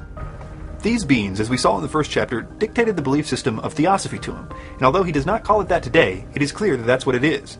Given what we learned in the first section about the connection to Alice Bailey, who also was in contact with entities, how can we be sure that Icke is not listening to the wrong spiritual forces, the ones that seem to be orchestrating the New World Order? He's the first to admit that these beings exist. We can gain some wisdom from a man some of you may know named Terence McKenna. He was a man who encountered several beings from other dimensions, according to his books. He had some sobering words for people like David Icke when he said, "It is no great accomplishment to hear a voice in the head. The accomplishment is to make sure it is telling the truth, because the demons are of many kinds. There is no dignity in the universe unless we meet these things on our feet, and that means having an I-thou relationship. One say to the other, you say you're omniscient, omnipresent, or you say you're from Zeta Reticuli. You're long in the talk, but what can you show me?" Magicians, people who invoke these things, have always understood that one must go into such encounters with one's wits about oneself. You can get a few things from this quote. Number one, McKenna believed that extra-dimensional entities were prone to lying about their identities. And number two, they were able to be summoned in magic rituals. And number three, that they don't necessarily have our best interest in mind, although they always would present it in that way in order to be trusted, or to get us to do whatever they wanted us to do. I find it very interesting that McKenna said that the same entities that don't need to be trusted are the same ones that occultists summon in rituals. Although McKenna seemed to know that these entities were deceptive, he still sought contact with them, and he even attributed his amazing ability to speak eloquently to possession by one of them. He says, after the experiment at La Correa, I had apparently evolved into some sort of mouthpiece for the incarnate Logos. I could talk to small groups of people with what appeared to be electrifying effect about peculiarly transcendental matters that you will read about in these pages. It was as though my ordinary, rather humdrum personality had simply been turned off, and speaking through me was the voice of another, a voice that was steady, unhesitating, and articulate, a voice seeking to inform others about the power and promise of psychedelic dimensions. From my study of the 2012 phenomenon, I have seen that these entities are very interested in getting people to go out and spread the idea that a spiritual evolution is coming. And like McKenna warned us about, they pretend to be all kinds of things in order to get us to tell their story. For instance, all the main forerunners of the 2012 idea got their revelation about 2012 and spiritual evolution from spiritual entities, claiming to be different things. Jose Arguelles got his information from a long-dead Mayan priest. Jose actually now changed his name to reflect that he believes himself to be a reincarnation of that Mayan priest. McKenna got his 2012 information from a being he calls the Logos, Pinchback from a being called Quetzalcoatl, David Wilcock from the Egyptian god Ra, Barbara Han Clow from the Pleiadians. I might have even been able to believe that these entities were good and were simply giving the same message under different names just to make the message easy for the person to handle, if it weren't for the fact that all the information they gave about astronomy and science was so wrong. For instance, David Icke in his book, And the Truth Shall Set You Free, talks about the, quote, photon belt. Keep in mind while we read this, that this information is 100% channeled information originally. None of it is real science, and we will see how wrong this theory is in a moment. He begins, underpinning these astrological events in this period is the photon belt. Many psychics and esoteric scientists, notice how he didn't say actual scientists or astronomers, are now agreed on the existence of a belt of highly charged energy, centered on the Pleiades star system, an estimated 500 light years from the Earth. It is from here that much channeled information which feels right to me is purported to come.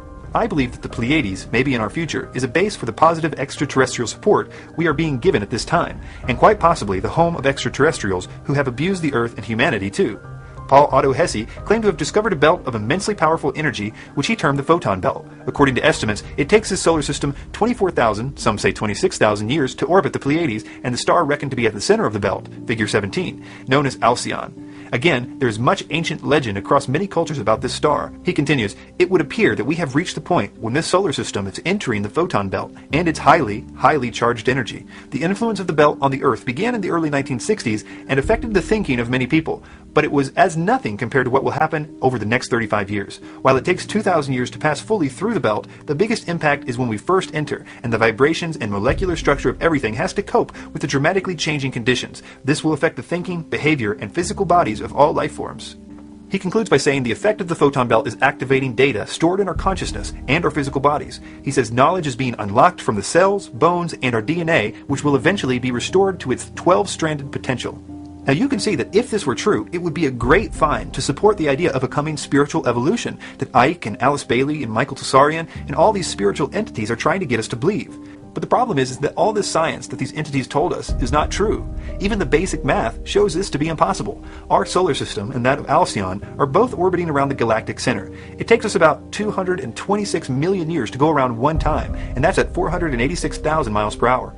If our solar system was also orbiting around Alcyon while it was also revolving around the center of the galaxy, it would need to be going much faster than the speed in which we are currently moving. One scientist said it this way, the math doesn't work, he says. Alcyon is 400 light years from Earth.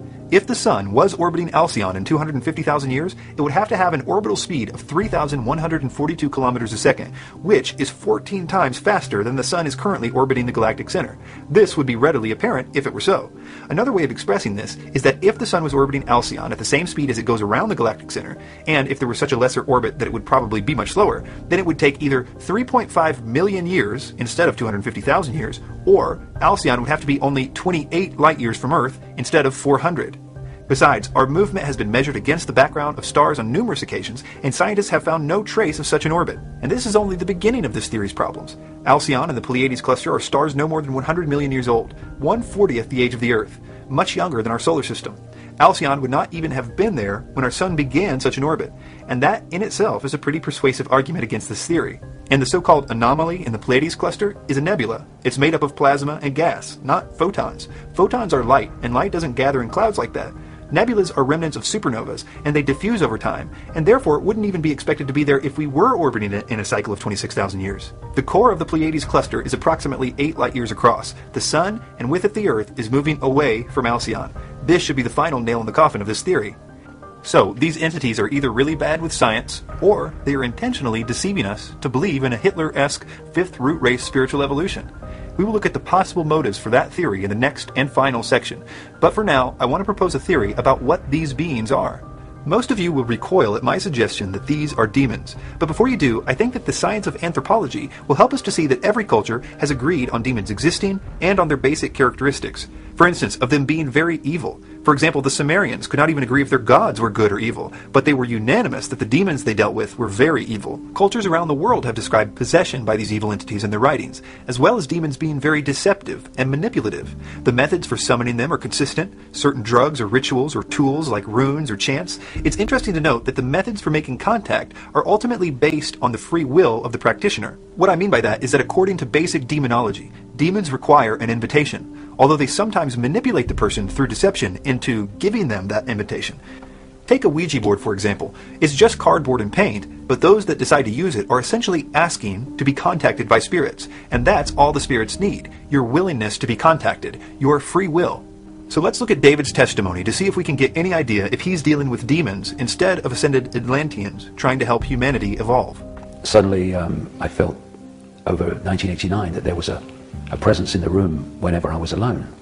And it became more and more tangible as 1989 unfolded. It was bizarre, really, because whenever I was in a room alone, like a hotel room or something, there was this presence, you know. And eventually, it got so powerful towards the end of '89 that I was sitting on the side of a bed in a hotel called the Kensington Hilton in London, just down from the BBC headquarters. And I said to this apparently empty room, look, if there's something there, would you please contact me, because you'll drive me up the wall. Let's stop right there for now. Notice how all this began with a desire to be contacted.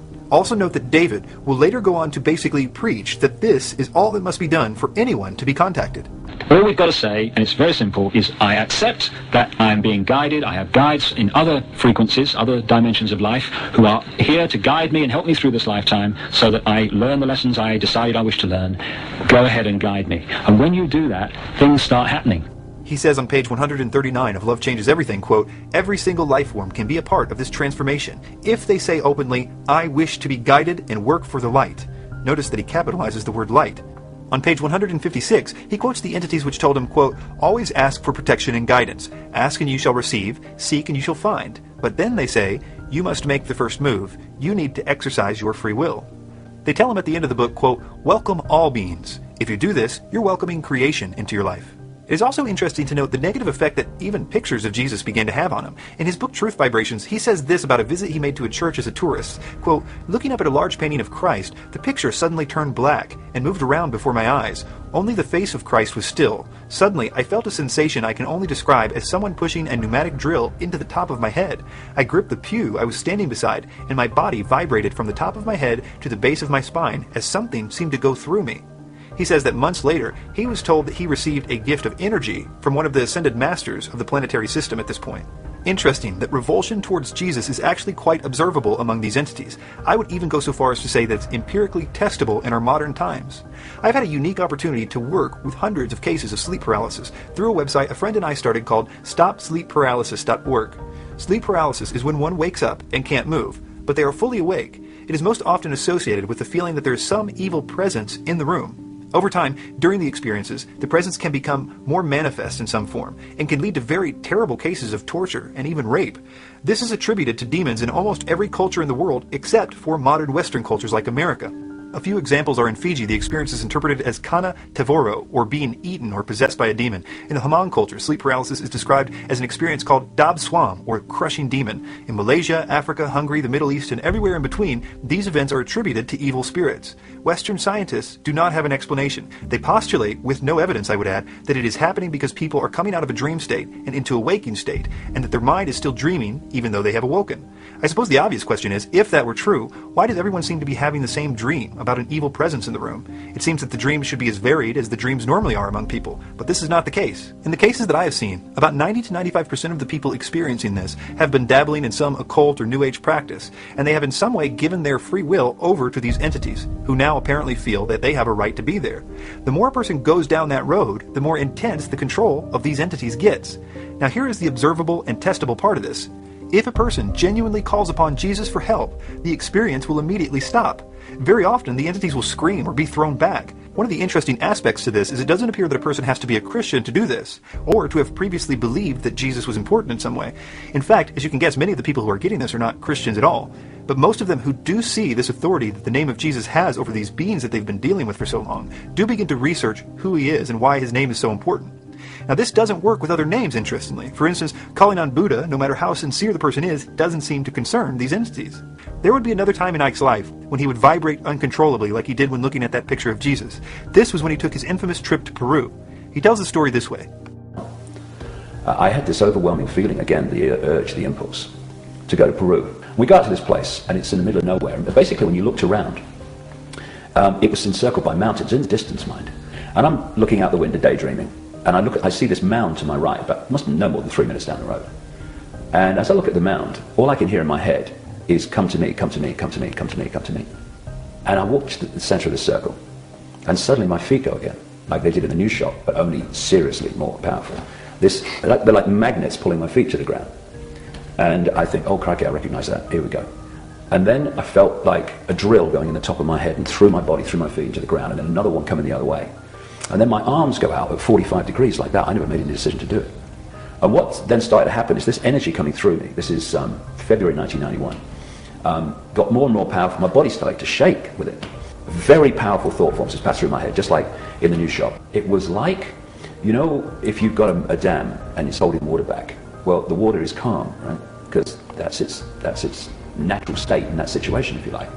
But when the dam bursts, before a new balance is found, after the dam bursts, all hell breaks loose in the water, right? As it's trying to go from one state to another. Yep. When I look back, what happened to me on that mound? It was like the waters of my mind bursting. Icke always attributes this event to this place in Peru being located near a vortex point in something he calls the energy grid. But there is another side to that story. I used to believe in the idea of ley lines myself. I had no reason to doubt it. After all the so-called teachers I had in the truth movement talked about it as if it was a long-established fact. But I encourage anyone to do some research about how this idea started and see if you can still force yourself to believe it after that. There is actually a very interesting history of its evolution, and I will provide links in the notes where you can get all the details on this to get you started with the research. I say this because many people will claim that a proof that a ley line exists is the fact that certain places, especially ancient ritual sites, have a very heavy feeling of energy. I would validate that, but let me offer an alternate theory, one that I think is based on a much more observable cause. Icke would say that the reason that people were sacrificing on these ancient sites is because they were on powerful spots in the energy grid, and these people were adding negativity to it to affect world consciousness, and that's why the place feels negative. But I would say, based on my understanding of satanic rituals, that the areas are not intrinsically special at all. It is simply by it being the place where a lot of blood is spilled in sacrifice that it draws the presence of these evil spirits to the place, and that is why the area feels negative as a result of their presence. Let me see if my theory helps us to understand what happened to Icke in Peru, but first let me describe a little about the area that he was visiting. The area that Icke was in was known for its blood sacrifice. New human sacrificial sites turn up all the time in Peru from the pre-Incan and Incan civilizations, especially that of small children. In fact, the place that Icke talks about in this clip was a place called Silistani, where there are stone channels that lead down to the lake so that the blood of the sacrifices could flow from the sacrificial site to the lake. Ironically, there's also a lizard engraved at the site too, and they still sacrifice pregnant iguanas there to this day. There is a stone circle on the mound there, which is exactly like the one 3 minutes down the road where Icke says his Kundalini experience was. This area was full of these stone circles on mounds, and I would suggest to you, based on his description of his convulsions and on him hearing voices of beings in his head on a daily basis after this, that he was further controlled by the entities at this point. Then there is the story of his experience in Brazil with the drug ayahuasca. In 2003, when I had an ayahuasca experience in Brazil, and a voice talked to me for 5 hours about the nature of reality. Real clear, very funny, and mind-blowing and life-changing. Ayahuasca is a DMT-containing drug, which is naturally produced in the pineal gland, and is present in wild plants found in places like the Amazon basin, and has been used for millennia by Aboriginal shamans and medicine men to contact the spirit world and to receive information from entities there. It is common for adjoining DMT partakers to see the same apparition. Psychologist Dr. Rick Strassman conducted a formal clinical study of DMT ingestion under the auspices of the University of New Mexico, which he detailed in his book, DMT, the Spirit Molecule. He found, under controlled clinical conditions, that subjects had these experiences within seconds of ingesting DMT, which almost universally mimicked what are described elsewhere as alien abduction events. Note that these subjects were screened to be those who were not familiar with stories of UFOs or did not believe in them. The entities they encountered were typically described as traditional greys, reptilian, or insect-like. The context usually involved medical and reproductive experiments conducted by the entities on the subjects, described as violent rape episodes. When subjects were willing to try additional experiences, they reported that the entities acknowledged their prior disappearance with no sensation of time loss. The episodes were so traumatic to the subjects that a support group was later formed to help them deal with the emotional trauma of the experiences. I would ask you to remember the quote from Terence McKenna warning us about these entities. He had more experience with this drug than most people, and as much as he enjoyed talking about it, recall that he always described the so-called elves he came into contact with as, quote, mischievous, which is a more sugar-coated version of the descriptions that I have heard from people who have taken it, who simply call these beings evil. And I'm sure not everybody's experience is bad, but here's the question we should ask about these entities that show up when we take drugs like this. Should we assume that the entities that are talking about love are good? Or based on the fact that the negative ones obviously exist and are contacted by the exact same means, can we be skeptical of the positive ones as well? In fact, how do we know that the so-called good ones we encounter aren't simply pretending to be good? Especially, as in Icke's case, if the voice is clearly describing the same doctrine that Alice Bailey's ascended masters have been trying to teach us from the beginning, this idea of spiritual evolution. I think that the biggest problems we have in the truth movement are, one, we have no idea that everything we believe, we were made to believe by people carrying the message of these entities, and two, because we don't really understand what their end game is, or why they are so diligent with this deception, it makes us powerless to defend against it. We don't even know what it is they're trying to ultimately do. We find ourselves wanting to believe what they want us to believe, and we never have realized that we are being led like sheep to the slaughter to what I like to call the New World Order. Let me introduce you to the real plan of the Illuminati. The one thing that has never changed in Icke's teaching is the idea of the coming evolution of humanity. One of the themes at that time, we're talking 1990, was that there was a consciousness shift coming. I kept meeting psychic people a lot in those days, and they kept saying, I'm getting something, I'm being told to tell you this, and again it was, there's a consciousness shift coming. There is an awakening coming. And now as the 90s have become the new century, more and more this stuff about this shift is going on. This also happens to be the central thesis to Theosophy, the mother of the New Age movement. In fact, the very term New Age is referring to a coming time of spiritual evolution. This fact alone should show you how the idea of a spiritual evolution is the only idea that matters to these beings. We've already looked at some of the reasons why Icke thinks the idea of a coming spiritual evolution is valid. One is because he believes the photons from the photon belt will change us, and alternatively, he believes that the galactic logos will send its 7 rays through the sun god and change our DNA into a better evolution. Despite these flimsy premises, Icke is absolutely convinced that nothing can stop this from happening. I'm absolutely convinced that the end of this prison society is a done deal. I think the outcome is going to happen. I think it's meant to happen. And we're now seeing, and it will go on for a while, but we're now seeing the last throes of a dying system. You also have to understand that we are being promised a utopia in no uncertain terms. He says, quote, "Beyond the turmoil of transformation awaits a new dawn for all life forms on this planet. We will live in a world of love and peace and harmony, a world which the extremes of today and the recent past will give way to a level of understanding, wisdom, love that we could not begin to understand on this low and troubled frequency." The first problem that emerges is that this is sounding a lot like what those that write about a New World Order talk about. In fact, this chapter comes from a chapter entitled New World in Icke's Love Changes Everything. But what some people miss is that the New World Order really does plan to bring order out of chaos. It is supposed to rise out of the ashes of what will appear to be a great change in paradigm. That is why Manly P. Hall called it the New Atlantis. They intend for their system to look like a utopia. And they intend for people who currently fight them and resist world government to think that the old system that they have been fighting has been defeated, and they intend for them to embrace what will look like a utopia and their victory. Alice Bailey said it best when she wrote, "The New World Order must be appropriate to a world which has passed through a destructive crisis and to humanity which is badly shattered by the experience. The New World Order must lay the foundation for a future world order which will be possible only after a time of recovery, reconstruction, and of rebuilding." Notice in this next quote that she considers the current system, which is obviously still controlled by them, just the preparatory New World Order. She says, "In the preparatory period for the New World Order, there will be a steady and regulated disarmament. It will not be optional. No nation will be permitted to produce and organize any equipment for destructive purposes or to infringe the security of any other nation." She also says, "The present world order, which is today largely disorder, can be so modified and changed that a new world and a new race of men can gradually come into being.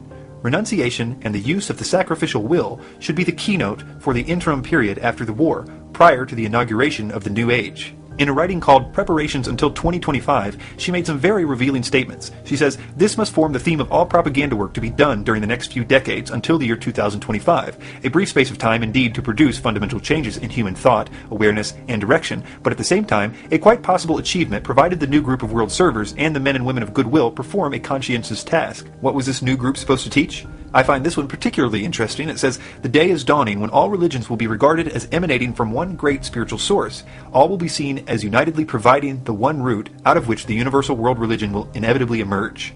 And this final quote that I find particularly interesting, considering that it is the one thing that Icke has consistently done through every manifestation. The last few pages of every book that he has ever written explains this message, the one that Alice Bailey says emphasis must be put on. She says, quote, "Emphasis should be laid on the evolution of humanity." There is also a very dark side to Icke's spiritual utopia, something that I've previously only alluded to. Not everyone is invited to the utopia, and those that refuse to conform to this new system will be eliminated. This is much more apparent when you read other channeled writings about this. In the book of Co-Creation, New Age leader Barbara Marx Hubbard states, quote, "Out of the full spectrum of human personality, 1/4 is electing to transcend. 1/4 is resisting to election. They are unattracted by life ever evolving.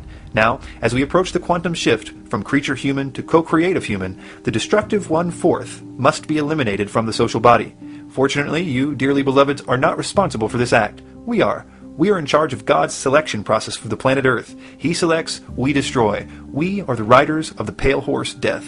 Alice Bailey explained what the New World Order would do to those who refuse to accept its utopia. She says, "Let us never forget that it is the life, its purpose, and its directed intentional destiny that's of importance. And also that when a form proves inadequate, or too diseased or too crippled for the expression of that purpose, it is, from the point of view of the hierarchy, no disaster when that form has to go. Death is not a disaster to be feared. The work of the destroyer is not really cruel or undesirable. Therefore, there is much destruction permitted by the custodians of the plan, and much evil turned to good." In his chapter New World, Icke says, "I do not seek to hide the severity of this period of fundamental change. It will be tough for every one of us. Many will return to the light levels, or die, in the wake of the physical events and the quickening vibrations.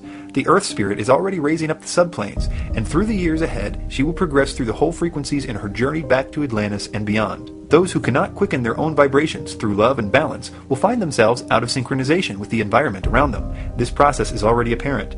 As the vibrations of a being fall behind those of their planet, it manifests in physical, mental, and emotional imbalances, and such people will need all the love there is to give. Their behavior will be unpredictable, and sometimes unpleasant and inexplicable. Those who cannot at this time rise with the climbing subplanes and frequencies will eventually return to the light levels or die, and be surrounded by love and indescribable warmth and power.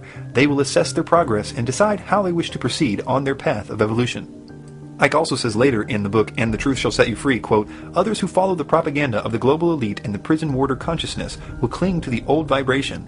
In their desperation to find security, they will become even more vehement in their religious, political, and economic dogma. They will resist the rising vibrations if they choose that path, and this will have mental, emotional, and physical effects. The two states of being, the programmed mind and the open mind, will be more obvious with every month to those who know what's happening."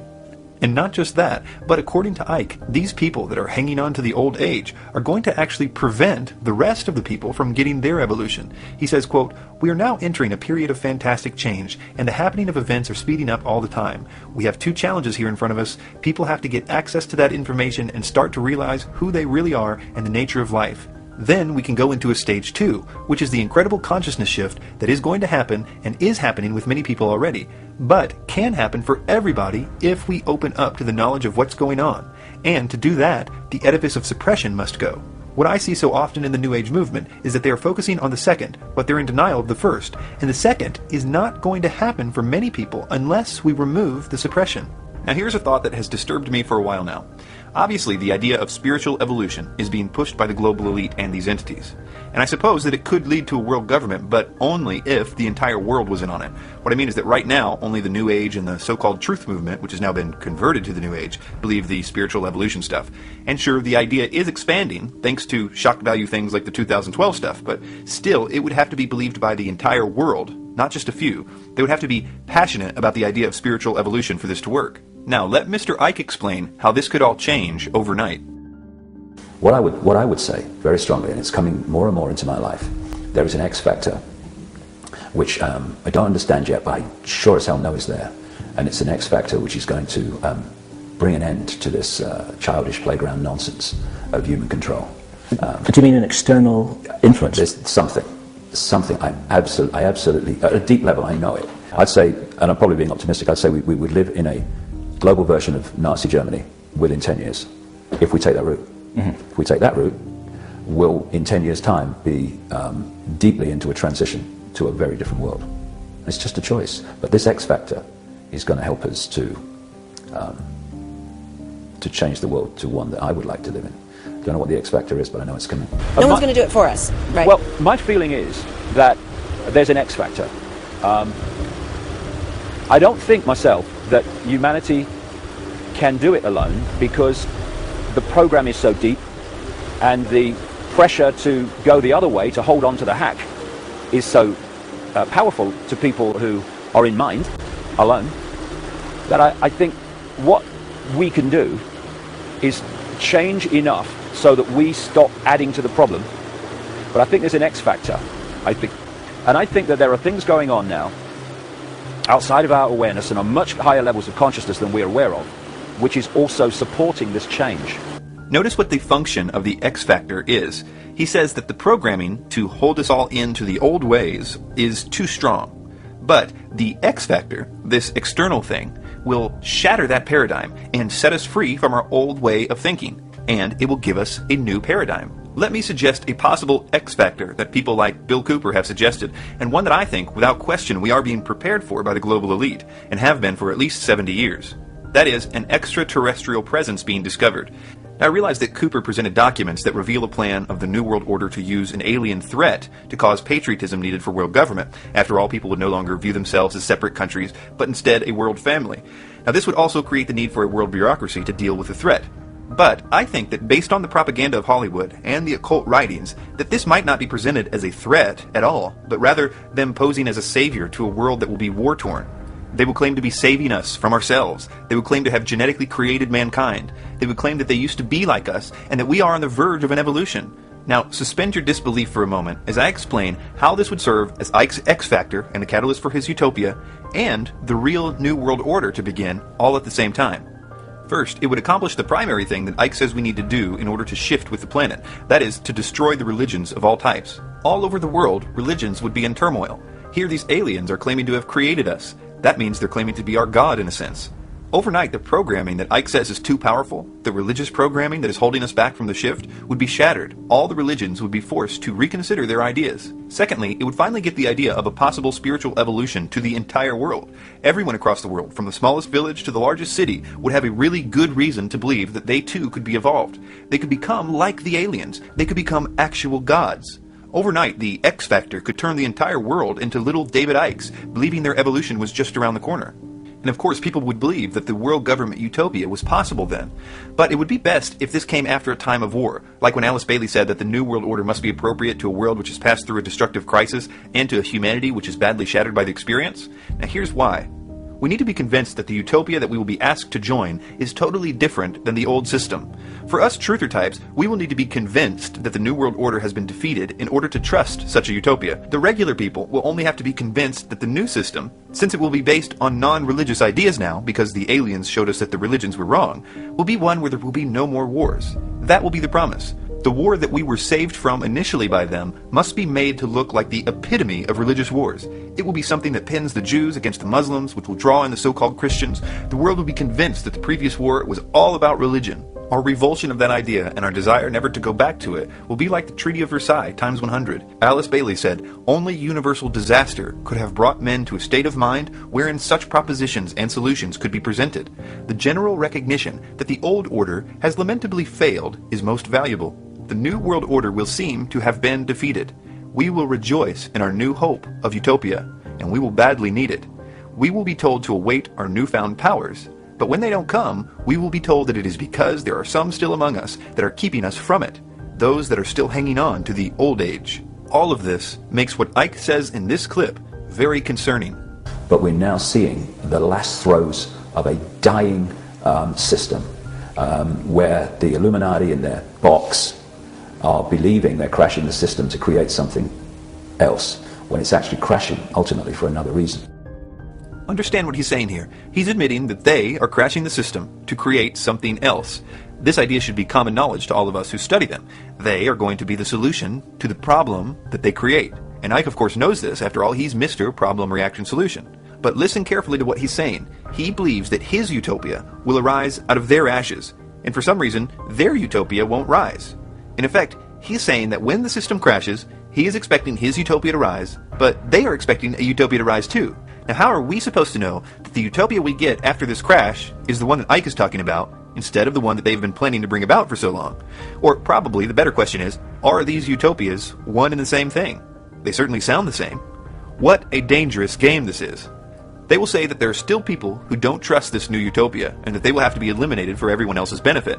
These people will be primarily Christians, because there are prophecies specifically mentioning a great deception that will seem to offer peace, but that it will only last 3.5 years before it shows its true colors. All the other religions will find it easy to agree with this new system. This, in addition to the propaganda that Christianity is behind all the wars of the past, will convince the entire world of these words of Aleister Crowley, who was given this message from a being claiming to be an Egyptian god.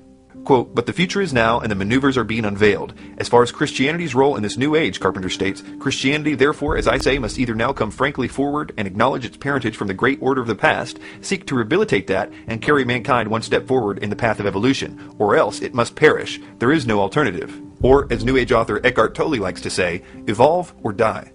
We've been told by Icke, a man definitely possessed by something, that if we worship the God of the Bible, we are worshiping reptilians.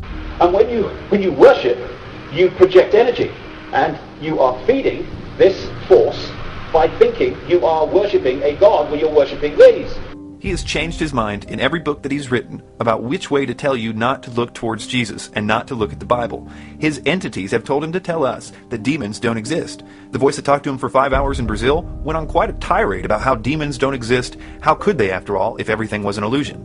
There is a fabulous reason why this misdirection is happening, because the real agenda is being played out like a military system.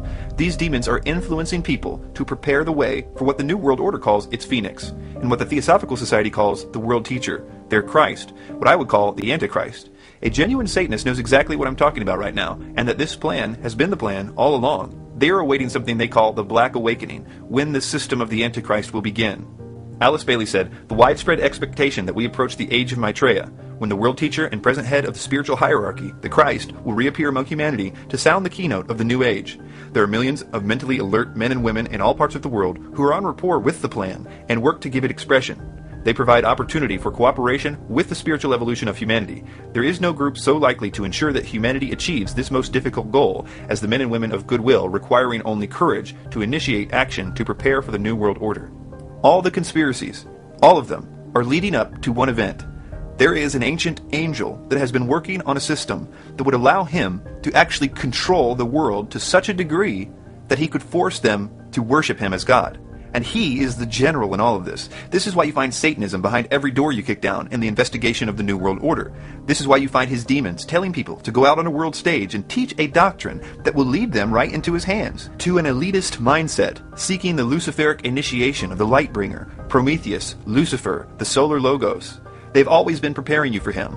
Their agenda has never changed. But we have been so brainwashed to hate Christianity that the Bible is literally the last place we would look for the truth. Jesus spoke of a time that's coming, and he said, "Now the brother shall betray the brother to death, and the father the son, and children shall rise up against their parents, and shall cause them to be put to death. And ye shall be hated of all men for my name's sake." Now this is interesting. Here's a guy that not even his enemies can find a good reason to accuse him. He's entirely just and sincere and humble in the Bible. Yet for some unknown reason, what he said is absolutely true. We will be hated for his name's sake. This hate has to come from a third party. Our enemy perverts the Bible to make you think that religion is equal with Jesus, so that you will reject him. And I submit to all of you that Jesus was the most anti-religious person that ever walked the face of the earth. He had nothing but compassion for sinners. In fact, the only harsh thing he ever said was to the clergy of his day, and the bankers. The reason the mere calling on his name crushes whatever force is behind sleep paralysis and so-called alien abductions is because he really is who he claimed to be. And the demons are just as scared of him now as they were during the pages of the Bible. Jesus said in Matthew 11, verse 28, "Come to me, all who are weary and heavy laden, and I will give you rest. Take my yoke upon you and learn from me, for I am gentle and humble in heart, and you will find rest for your souls. For my yoke is easy and my burden is light." Christianity is not a belief system. It's a supernatural event that happens to you. Your life begins to change. You start to love things you used to hate, and hate things you used to love. You are given a new power to turn from the things that have you in chains. It doesn't mean that you're going to be perfect, but you will start to change, and that change will continue your whole life. It is freedom from bondage, not a list of rules. Mark 10 verse 45 says, "For even the Son of Man did not come to be served, but to serve, and to give his life a ransom for many." Acts 17:30 says, "Therefore, having overlooked the times of ignorance, God is now declaring to men that all people everywhere should repent, because he has fixed a day in which he will judge the world in righteousness through a man whom he has appointed, having furnished proof to all men by raising him from the dead." I do not think that David Icke knows that he's being used as a tool for the New World Order. I would like to think that he would turn from this if he could be convinced of it. I wanted to ask you to help me pray for Mr. Icke. Thanks for your time.